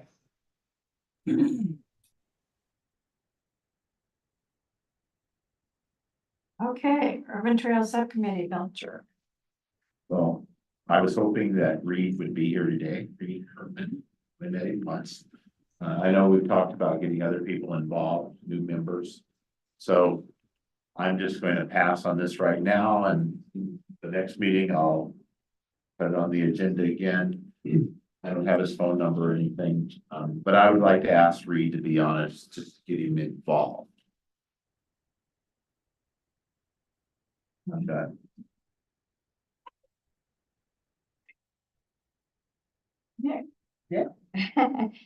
Phone booth in McCormick. Yeah, it sounded a little weird, so I apologize. I might have been running on new dad's sleep. So I had a citizen come up to me and were the photos available by chance or no? Oh, no, I didn't. You didn't want It was just a field. I had no way of It's all good. where that was in the Yeah. park. No, totally fine. So when you're coming into McCormick Park, by the volleyball courts, there's a trail, like a little bit after that trail goes up into this kind of canvas field. Really pretty. A citizen approached me when she learned I was on the commission, asking to put in a call to heaven, so to speak. She would purchase a phone booth, maintain it, and I just kind of wanted to see if that's something that we can potentially move forward with. I did let her know couldn't be based on a specific religion. All religions would have to be able to use this. First Amendment obviously applies if the city is gonna be allowing that to happen in the park. So I just wanted to bring that up. And again, this is my first meeting, so I'm not sure if I'm doing this right. So if I'm doing it wrong. I'm confused on what a phone booth is. I know what an old phone booth is. Yeah, I know. I should be the one confused about phone booths. No. Yeah, no, it's like, I think she wanted to get one of those old school kind of ones in the UK, like I think it's Doctor Who, just kind of a good looking phone booth. I know what you're talking Just about. kind of like a place for prayer, basically, at McCormick Park. And so she's wanting to. But it'd be like an old English. Yeah, no electricity added to it or anything, just more kind of like a structure that's just kind of sitting there as a place to go to talk, yeah. To have prayer, have meditation, things like that. And I said, as the citizens approaching me, I wanted to at least bring it up to her, so. So people would recognize this as a place of prayer. Potentially, yeah, that's her goal, what she's wanting to do with that. She said she's gonna be here, but work kind of got in her way, so. Oh.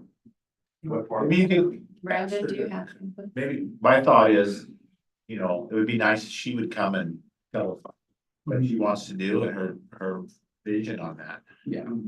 And it's located, it's right next to the Japanese gardens, it's just up a little bit, up, like, so let's say. You're driving into McCormick Park, you got the Japanese gardens kind of in the back right. It's pretty much to the right of that before the horseshoe pit, just kind of in this little back area. I never knew it existed until I just took a random turn off the trail and saw it there, and there's a trail already going to it and through it. If I can find some pictures, I can show you guys after the meeting, but in the sake of time, I don't want to drag it on too long, but. Yeah. And I'd also like to kind of get Buck's, you know, I like to get her input on it. I'd also like to get Buck's input on it. Sounds good. Yeah. I'm I'm not not gonna. opposed to it, I just, you know, I'm not for it or On against that it. one. That's a wild Brandon, do you have request. any thoughts? I understand. Yeah, I'm just add, I think that it would be good to have her come and present and see some photos and get Buck's input. My first initial thought was vandalism, with the vandalism we've been having. My first thought too. Ours, that would be a definite concern. No, I agree with that, so that's kind of a location would be at. It's interesting to know that. Yeah. Yeah, it's just a bunch of cameras showing us the photo. Let's see, long distance too. I got Verizon, so don't do that. You know, points. Verizon, yeah. Oh, yeah.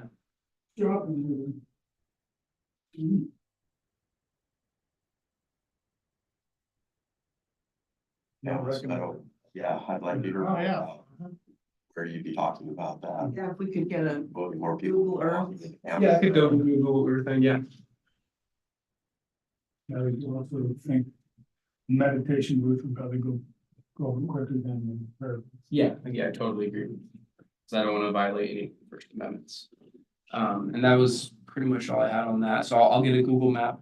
And then I'll try to make sure that she's here for the next meeting. I mean, I can't make her obviously, but strongly encourage. Yeah. So, Next item is disc golf maintenance. yeah, disc golf maintenance. I know Buck's already kind of on top of this. I just wanted to see if we could create maybe a process or just talk about it right now. No motions need to be made about, we had a lot of volunteers for that disc golf course. I just did the tournament on Saturday. We got fourth place to last, so we didn't do the best, but there was a lot of maintenance issues with the course, a lot of tall grass, and I believe that it was kind of one of the agreements is that it would be maintained by volunteers to be put into that park. So just wonder if we could create a process for volunteers to sign up, or if it's just a quick text to Buck, whatever is easiest. I don't want to convolute things and have people go through 10 steps and more government time. Just if there's a process already, great. You have a process, I think. Just text. Well, I mean, normally, yes, am in charge of, volunteers, and I would like to say that I would have no problem talking with you and working something like that out, but since my job is in limbo right now, I don't know that now's the time to start something like that. But Be just grass mowing, honestly, that's. yeah, all. no, and I would say we could just build a really easy calendar and work that out. You have my email. Yes. I could almost get it done in a month. So, yes, I don't see why we couldn't get that started, but let's talk to Buck when he gets back. Okay, sounds good. So Nick, the way it's worked before, at least the way it's worked with myself, when we had park cleanups. We had a sign up sheet. And so the people would come in and they'd sign it, and they'd sign the. What do I want to say? What, Howard, you have to do it all the time, what's it called, release forms, the release forms.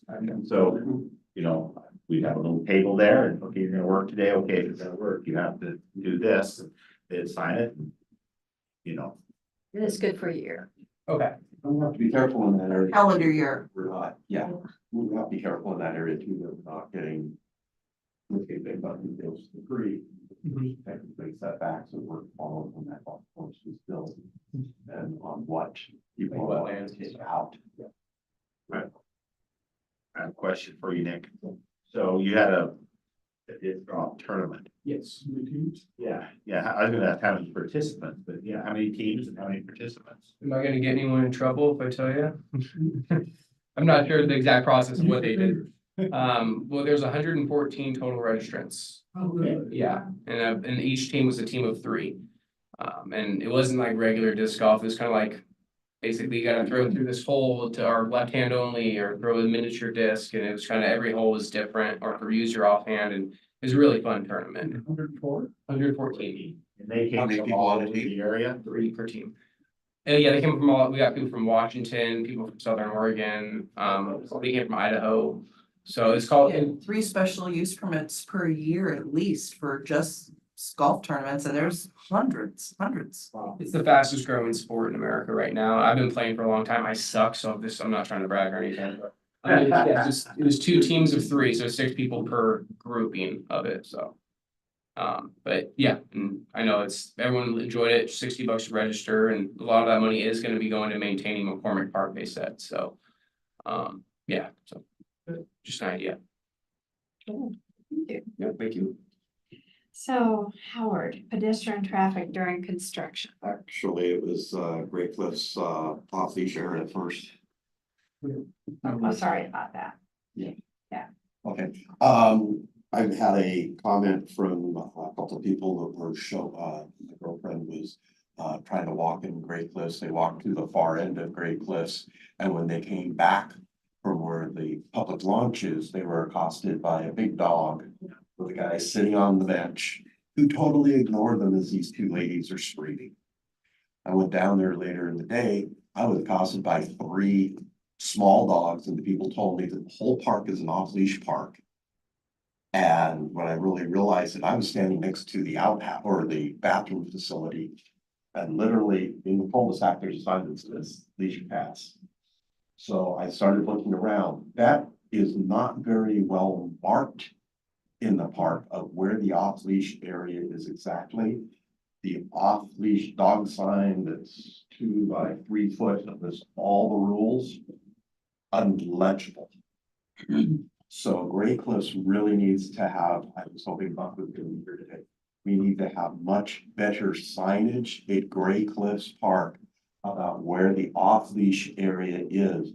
Because especially right now with the waterfront being closed down here to people and having really bad access, a lot of people are just driving over there and getting out of their cars and letting their dogs run in front of them in the parking lot.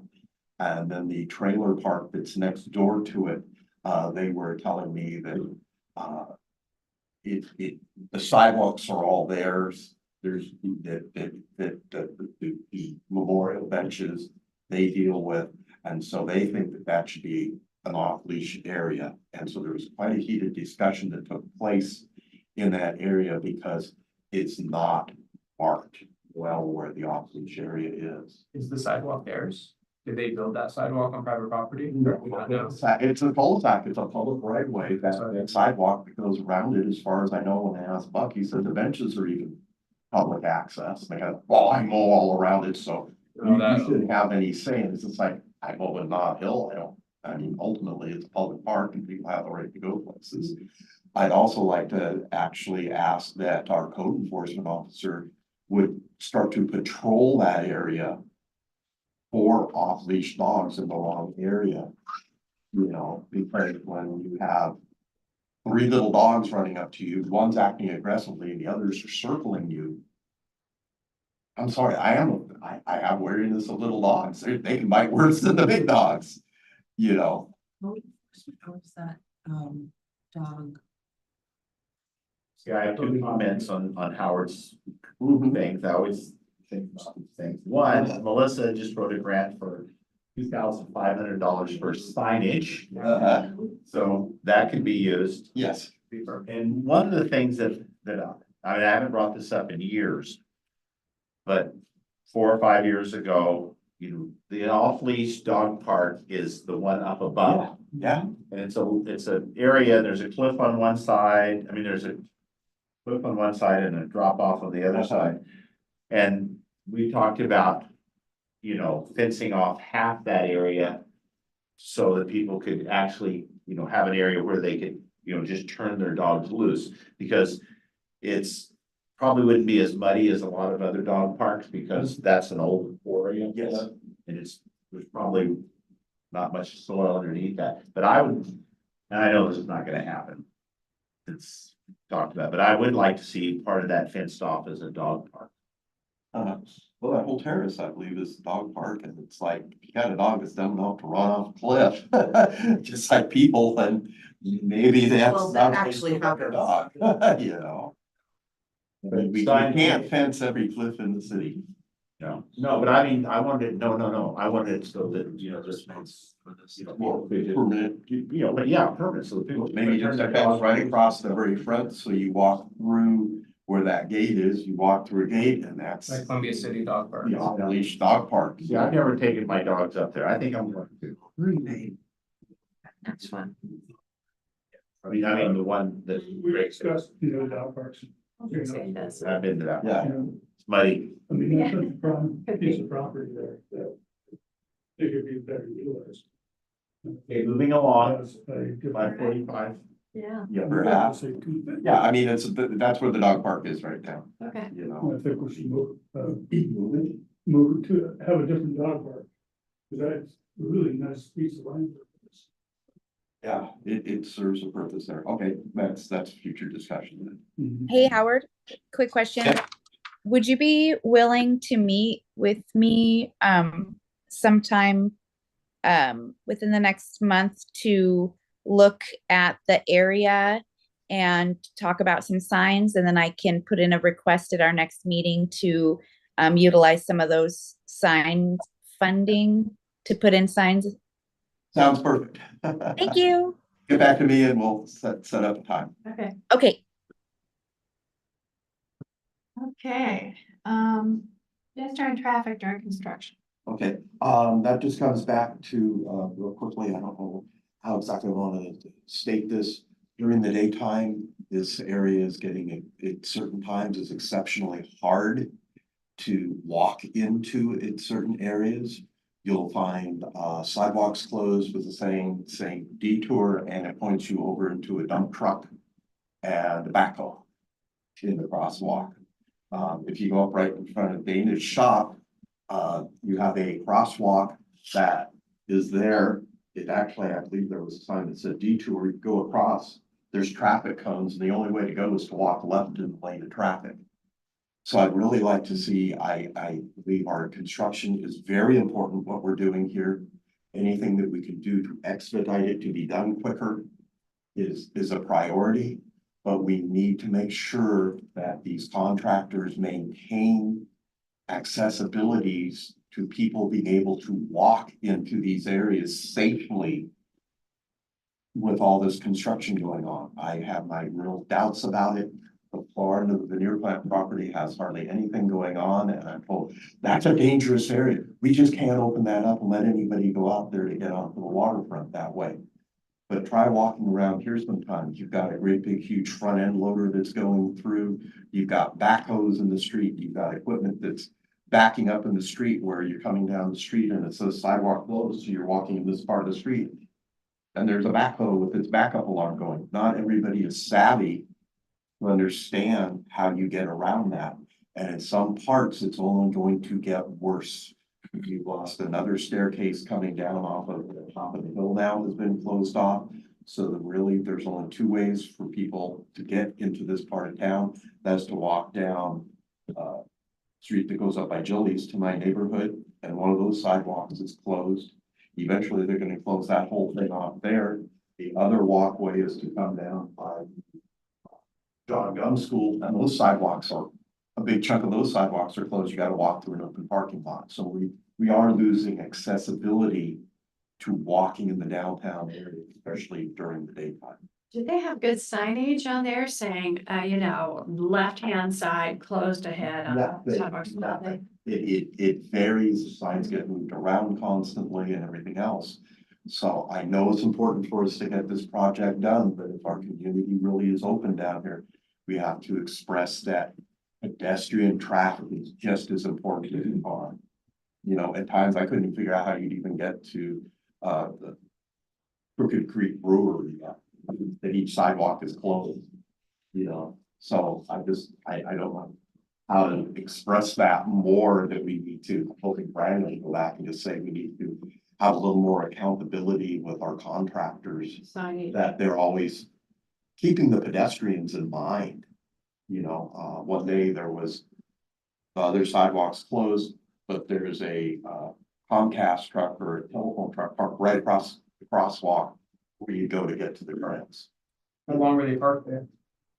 I thought at least half an hour, but they had to go out, so they could have been there for hours. I don't really know. And so once again, how would you get to the businesses that are just beyond that if all the sidewalks have vehicles blocking the crosswalks and everything else? There almost needs to be a coordinated person in the city that thinks about looking around and keeping their eyes open and really speak up when they see something that's interfering with pedestrian traffic being able to get around here, that we need a safe way. You know, cars are getting more congested. I set it up. Well, does the police department have a say in that? I bet they probably wouldn't. Brandon, So- is that, you could bring out at council and talk about signage maybe, better Yeah, and signage. I don't know if the council would have anything to do with that, but I would say that Somebody has to. the engineers would have the best Yes. contact with the Mhm. contractors, so that'd be a good place to start. If I can speak on behalf quickly as a business on the Yeah. street. I do know that just recently they changed the contractors that are working specifically on my corner. I don't know about the others, but they just changed over to new people. And I've been approached by not only some leads from them, but also Crystal on behalf of the city to keep me updated on accessibility and kind of their plan, because they'll be working in phases in my area.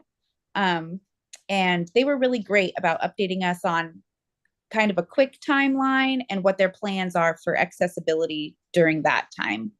And so I do know they're keeping that in mind as far as they've expressed to us. And I think Crystal might be a good contact. I hope I'm not speaking out incorrectly, but she had quite a bit of information on that as well. And some of that information, though, as quick as it's published, is inadequate. They just put out a newsletter the end of last week saying last Tuesday that the street back here was gonna be closed off totally. It's still open. I would say we could maybe say, So as quick as our newsletters are putting things out, they're not even accurate. The intersection back here by Gillies, that was supposed to have been done January, February, March, and April and completed. And they haven't even really started there yet. So we're already how many months behind in that? And it was stated in that newsletter, this is when it's going to happen. And then things, you would think something would have at least been started. So our newsletter isn't accurate enough that when it comes out, closures are totally different than, it'll say one thing and the next day the closure is totally different. Well, maybe we could put this on the next agenda, see what Brandon can do and talking to Public Works and see if we can come up with something, then. Okay. Okay, so, I'm not gonna do, my don't like presentation. I don't think I'll have time. So, the next thing I want to make sure that you all know is that, I have to give a city council annual report in June. So I need to know what your updates on your, parks are from June of 2023 to June of, or what you expect this year by June of 2024. So any changes, just let me know. Otherwise, if you don't send them to me, I'm gonna have to use what they had last year. didn't that do? Pardon When me, would you like those reports done? by June 1st. Okay. I mean, I haven't. Yeah. Don't worry about it. Okay, so, SUP, impact assessments, Dana. You're muted. Sorry, I was muted. Melissa, I sent you an email earlier with a PowerPoint. Did you get that? Give me 1 second, I'll look. All right, and it'll be quick. It won't be too crazy. Yes, I do have it. All right. Let me, I need to, hold on, I need to download it into the computer so I can get it onto the other computer. Okay. So while she's doing that, just kind of a quick overview. The purpose of this discussion is just kind of to follow up on something that I was hoping to discuss more at length when we were talking about the special use permits last year. And I feel like this particular topic did not get the attention I was hoping that it would. So I'd like to bring it up as its own individual discussion and move forward from there with the commission. And so what I'd really like to almost rephrase it as would, instead of a impact statement, would be more of an environmental impact assessment. And this would be related specifically to any events or gatherings in the parks or other public city areas that require a special use permit in order to be held. So that would provide those parameters. So it wouldn't just be for anyone having a birthday party in our parks or anything like that. It would be specifically related to anything large enough that would require a special use permit. And I go much more into detail in my presentation, so you guys can kind of see what I'm looking for. But really, a kind of a summary would be the statement would be a brief summary of the economic, environmental, and or social impact of the efforts, you know, this being specifically any events, activities held in our parks and other areas. Are you bringing it up? Yeah. There you go. Thank you so much. All right. So I have it kind of listed as a post-event impact assessment. So again, it's a brief summary of the economic, environmental, and or social impact of the effort, this case being anything that requires a special use permit.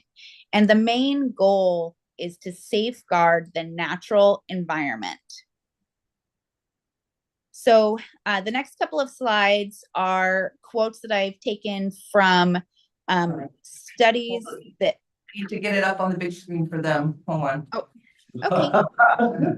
You're gonna say something?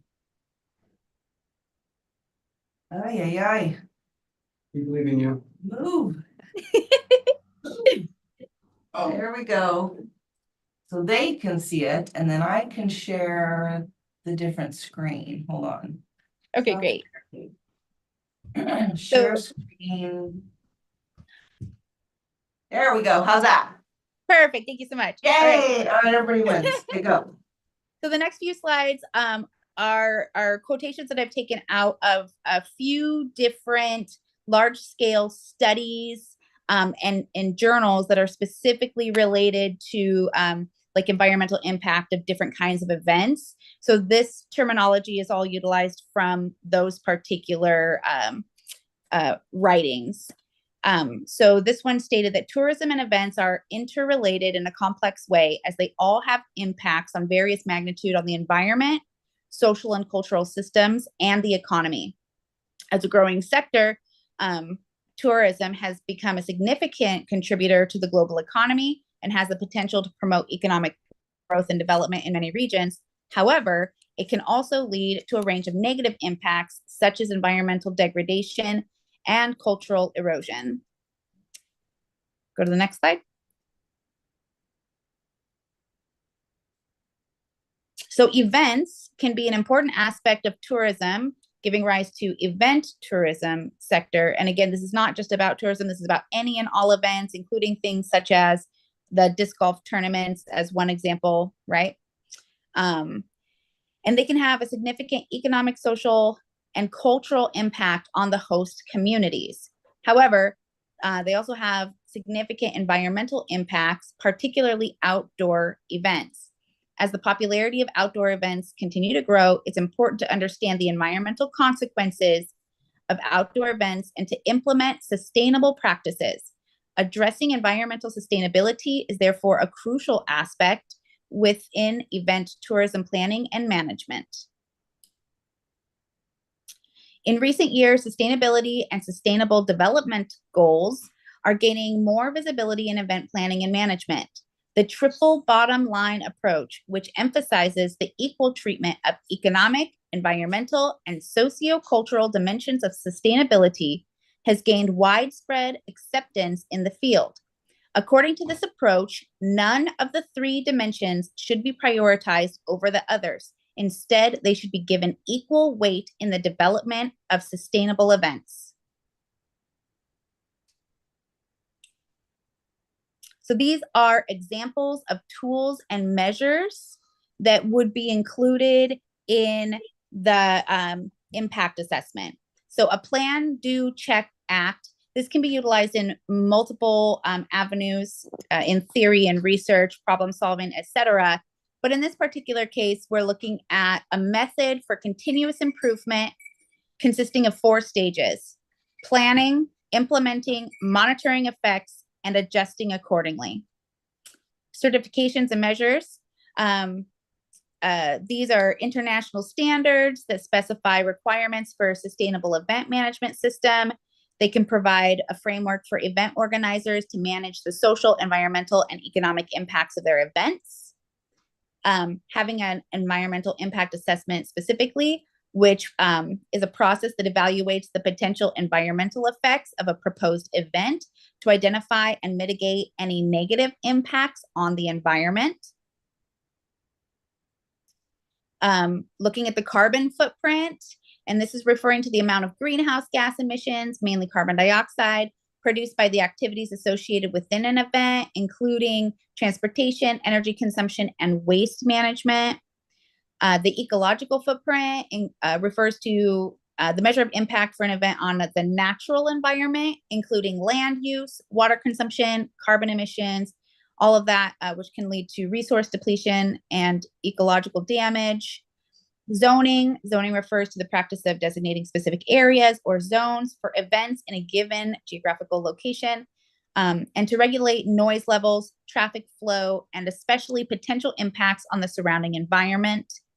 And then the carrying capacity. I think this is important for us to really look at, considering our community size and the delicate nature of our areas. And the carrying capacity of events refers to the maximum number of people or level of activity that a particular event location or venue can support without causing negative impacts on the environment and community or infrastructure.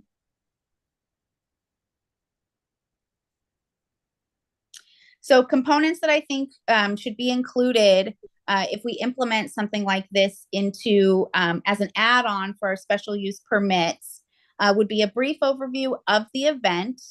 And this would be a post-event overview. This would also include attendance metrics. So accurate attendance metrics of who was actually there at the event time. Any issues and paths of resolution, and those could be accessibility issues, conduct issues amongst visitors or volunteers, etc. Attendee and public feedback. So really listening to the voices of our community members and other people who attend whatever events, even if they're local or not local. Parking and transportation details. Waste management, specifically whether or not there was appropriate amount of receptacles for the volume of attendees at the specific event. Also, was there any remaining refuse or litter post-event? And then the environmental impact. Was there disruption to the vegetation? Was there disruption to the wildlife? Was there soil erosion caused by repeated events in one specific area without attendance to the other issues? And then what impacts do we have to the trails and surrounding areas?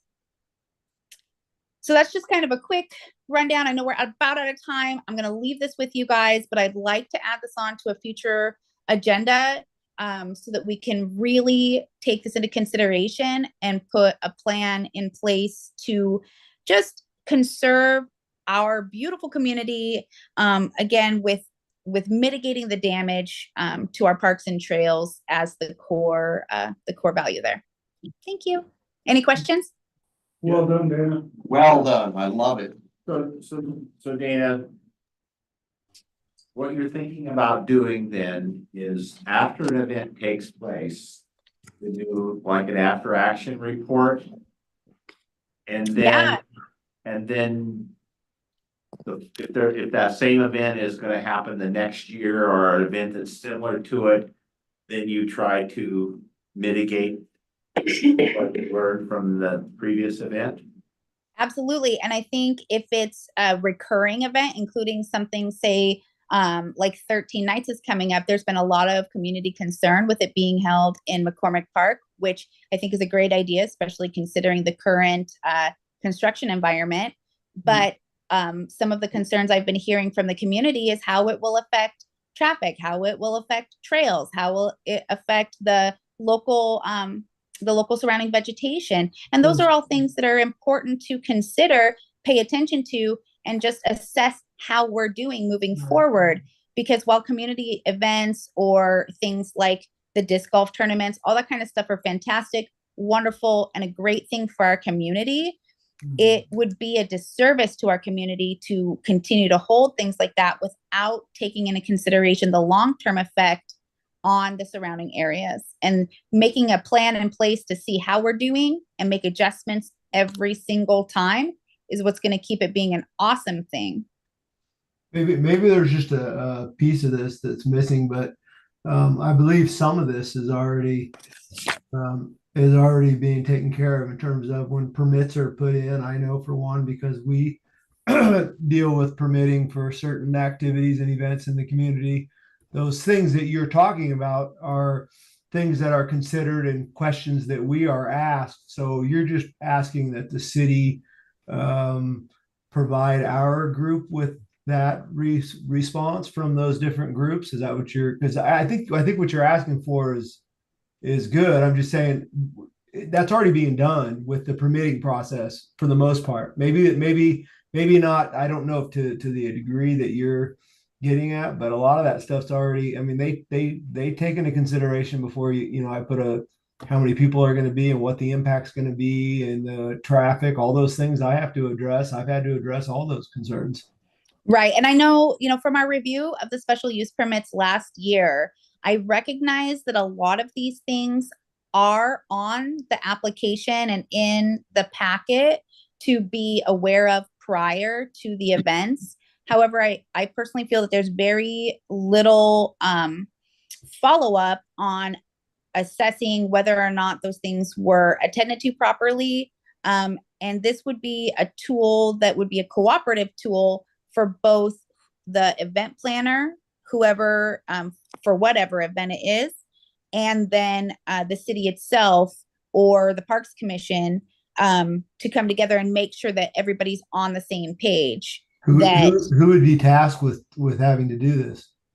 That's something that I would like to discuss more fully. I wouldn't be in favor of trying to put any more work on the staff. I mean, I think they're already kind of stretched as it is. So, right. And so my 2 cents on that. If it depends on who's doing it. So, just and just as a quick brainstorm, and again, I'd like to discuss it further with the group, but I was hoping that we could put together a tool, like an actual document that they have to fill out post event that would just be included with the special use packet, and then review it. I'm not really sure. Again, I want to have a full conversation with you guys, and we don't really have the time here. And so that would be up for discussion. If anybody has any ideas on that, I'm open to hear it as well. And I've also got a quick comment on it. I'm wondering if there would be a little bit of a sliding scale in a way of that the huger the event, the more oversight should be put into the environmental stuff. If it's just 50, 100 people, that's one thing. But when you start talking about 2, 3, 5,000 people going through an area, that raises the bar to me that it should be looked at a little bit more seriously, like what is the consequence of that many?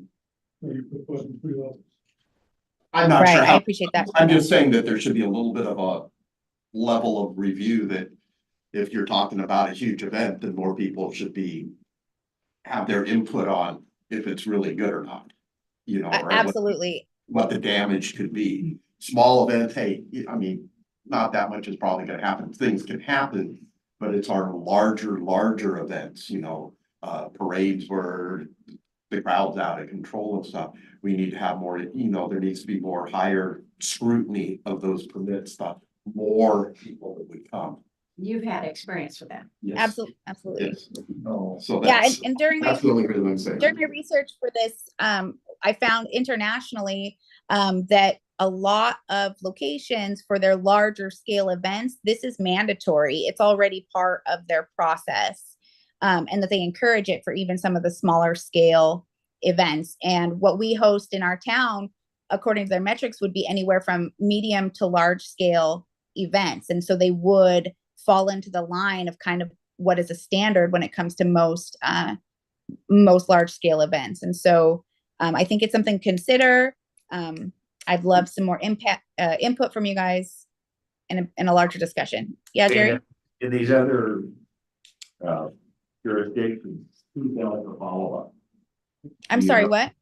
Who does the follow-up in these other jurisdictions that, that do this? Yeah, so what it looked like was the event planner, whoever was planning the event, was required to submit this to whatever municipality. We gotta be careful that we don't have the fox guarding the hen house, though. I know.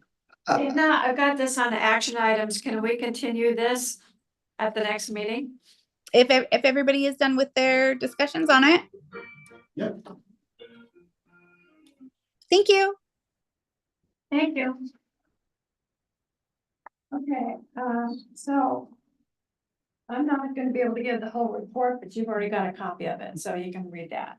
So, the only thing that is of concern is, the homeless, that, try to go in a certain part of Dalton Lake, area.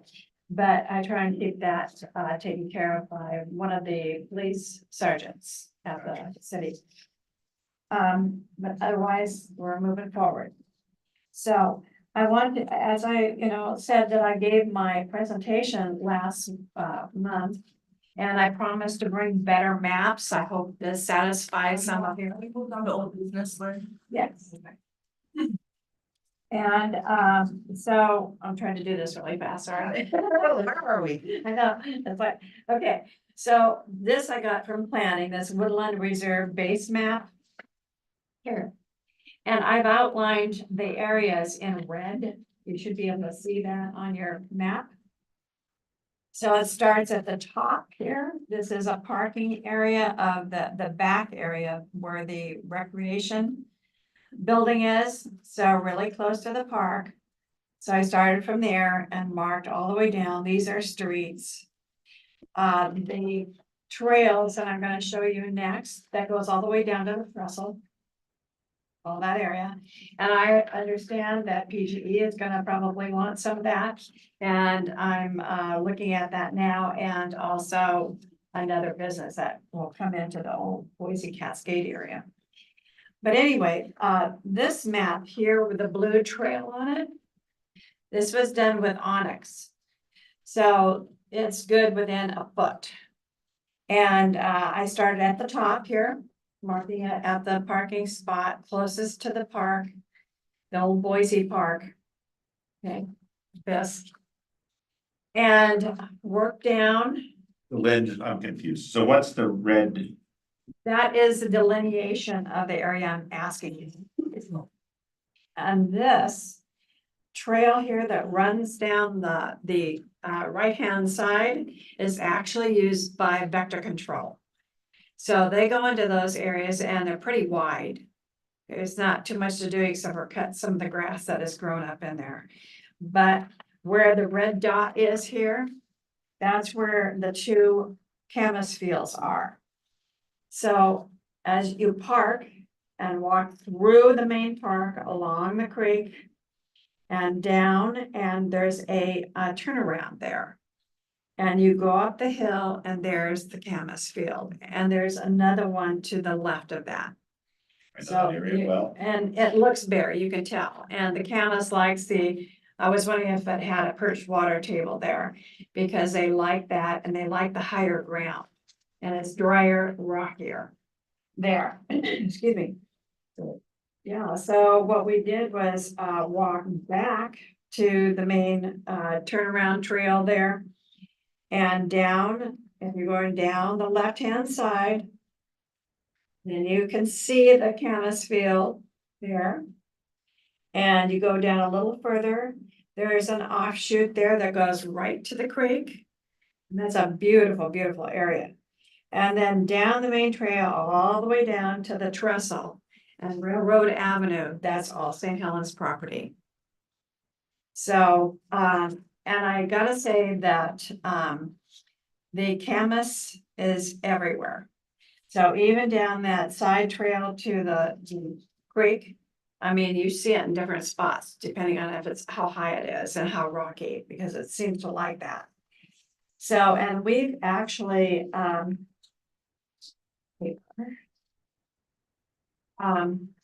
we have identified, the people that have been working with me on this for the last year and a half.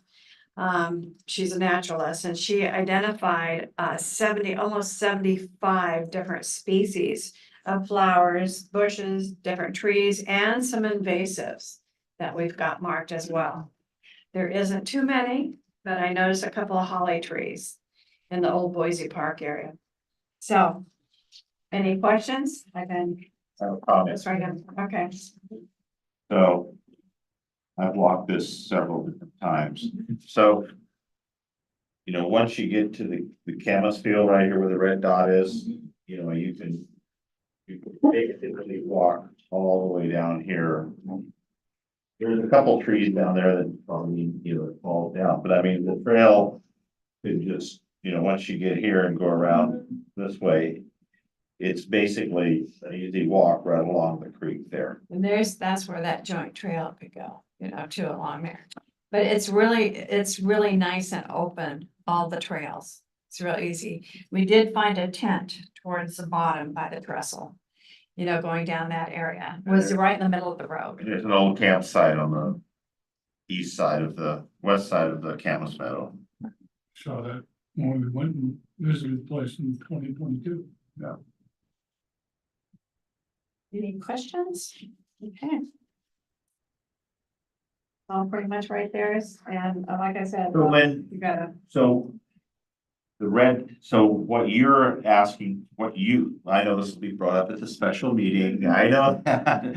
But what you're thinking about right now is the area that's outlined in red to be part of the woodland Yes. reserves? yes, And do you know how many acres that red area represents? I think it's around 35. Oh, it's most Yeah. of the 40 acres. Yeah, and it's all, as you can see in the other map, it's mostly in the 100-year flood plain and also the wetlands. And the wetland delineation doesn't include on that map any particular things that have to be protected in that certain area. So it's, you know, and we'll see, you know, like I said, things change every year, you know, with what is happening with the city. So they're gonna let me know, you know, I'm sure.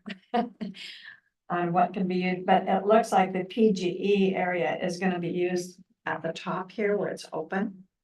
But they want 5 acres. I thought they wanted more than that now, Brandon. That they were wanting more than what it was, I thought. Yeah, 5 acres. What they have Yeah. now, yeah. Oh, okay, it's up to 5. And so I tried to make it everything south of Castor Road. Because I know we're gonna need some parking. There's about 3 different areas where you could have parking there. So, yeah, it's very easy there. This is for sale here, so you have to turn. And go on the vector control road. You can call it a road, but it's really grown up. They use it It's not during pinned summer. down yet, but on that map, Jerry, I think you're looking at it with the red dot. So right under where it says City of St. Helens, Oregon, on the property there, right underneath that is the area that's being looked at Where the buildings are? for PGE. That, So I see those 3 big, they look like tanks. to the left, kind of to the left and up from that. Inside the red area? Maybe some of it, but maybe not all of it. Okay. John has a better idea of where that is, but it's in that general area. And I'm sure they could carve out another road for vector control Yeah. as a county. Yeah. Yeah. Okay, yeah. So that's the easiest thing I could do or think to do, because it's so hard to tell from the planning maps. That's it. Other questions? No? Counselors report. Not a lot, I'll keep it brief, I just wanted to update everybody in case we hadn't seen the. Crystal, I'm assuming, put out a post today about. Construction starting in the park this week, so. Equipment's supposed to start moving in on the 15th, and then Columbia View Park will be closed starting the 20th. Anticipated to be closed for a year, so. I'm free to get down there and take a look at it and compare it in a year, what you can see, but that's gonna include the park expansion and then also the first phase of the Riverwalk. The restrooms at the top here are gonna remain open, docks will remain open. And then also there will be access at the end of Strand Street to the part of the trail that you can get to now along the river. But the park itself will be closed, starting May 20th, anticipated for a year. So how far are they gonna work on? I know where the end of the park, I know where the upstream is, the end of the park there. But the river, how far is the Riverwalk? They're gonna be working on it for how far? I'm not sure how far it's going to go on this first phase. I don't 300 believe feet you're or in place, so yeah. Yeah, I think it's just like 300 feet, so probably just barely to the end of where like, the street goes right now. I would say we'd be lucky if they got as far. Kind of to the end of the street, because the reason I asked that, Brad, is we're hoping. When they get the construction, when we can go across Plymouth Street down there. We're hoping to then put a temporary kiosk. At the end of the. I guess at the end of the Riverwalk where they're at, and then, do the trail. That's why I was curious about how far the Riverwalk went down there. I'm sure I can find an answer, but I don't know right now. Some people said that whole end down that way, so it'll be closed for another year. Yeah, can you find out how far the Riverwalk's gonna go? Yeah. They're gonna be working on that, right? And then at the next meeting, just tell us. Cause I talked to John and he said basically, probably next year, next spring. We could probably, implement the urban trail.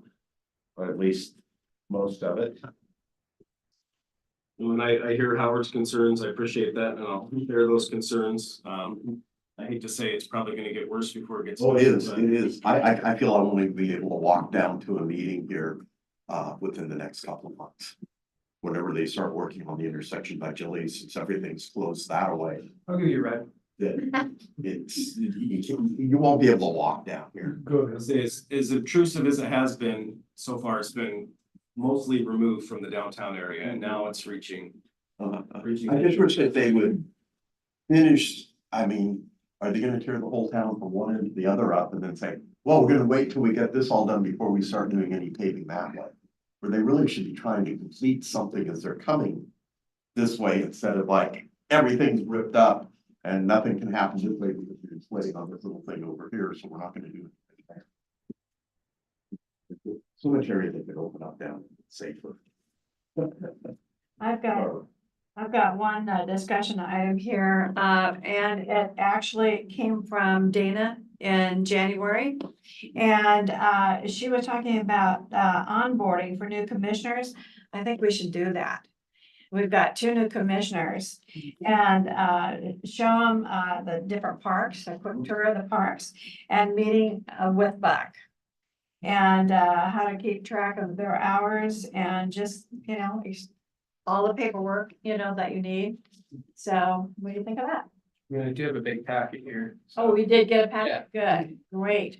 Yeah, but this would be meeting with Buck too, especially and getting a tour of all the different parks that That'd we, be great. yeah, good.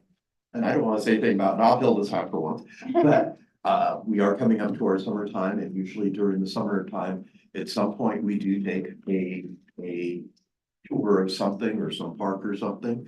So could I just suggest, think about it for our next meeting? Where would we like to have our summer field trip go this year? Because usually we do a field trip every year to a park or show something off, or do we go around and show the new commissioners and we go around and just go to a bunch of different city parks and in, you know, one afternoon just to see what each park is looking like, so. Well, I thought I thought the Port of Columbia County 25th was going to be that. Maybe we could do more. Are we gonna do were we talking about doing a trip on May 25th? Yeah. Yeah, but that's a different thing. That's a different thing. This is just. Well, How's that different? interesting question. I don't know, Jerry. I mean, it's a potential. I could put it that simple. I'm not Group sure. function, you know, I mean, I mean, technically, when you say it that way, technically, yes, that could be considered one of our summer field trips. I hadn't thought of it that way. I guess, once again, put it in your thinking cap, and if we wanna have a second little tour or thing for commission, we can talk about that next month.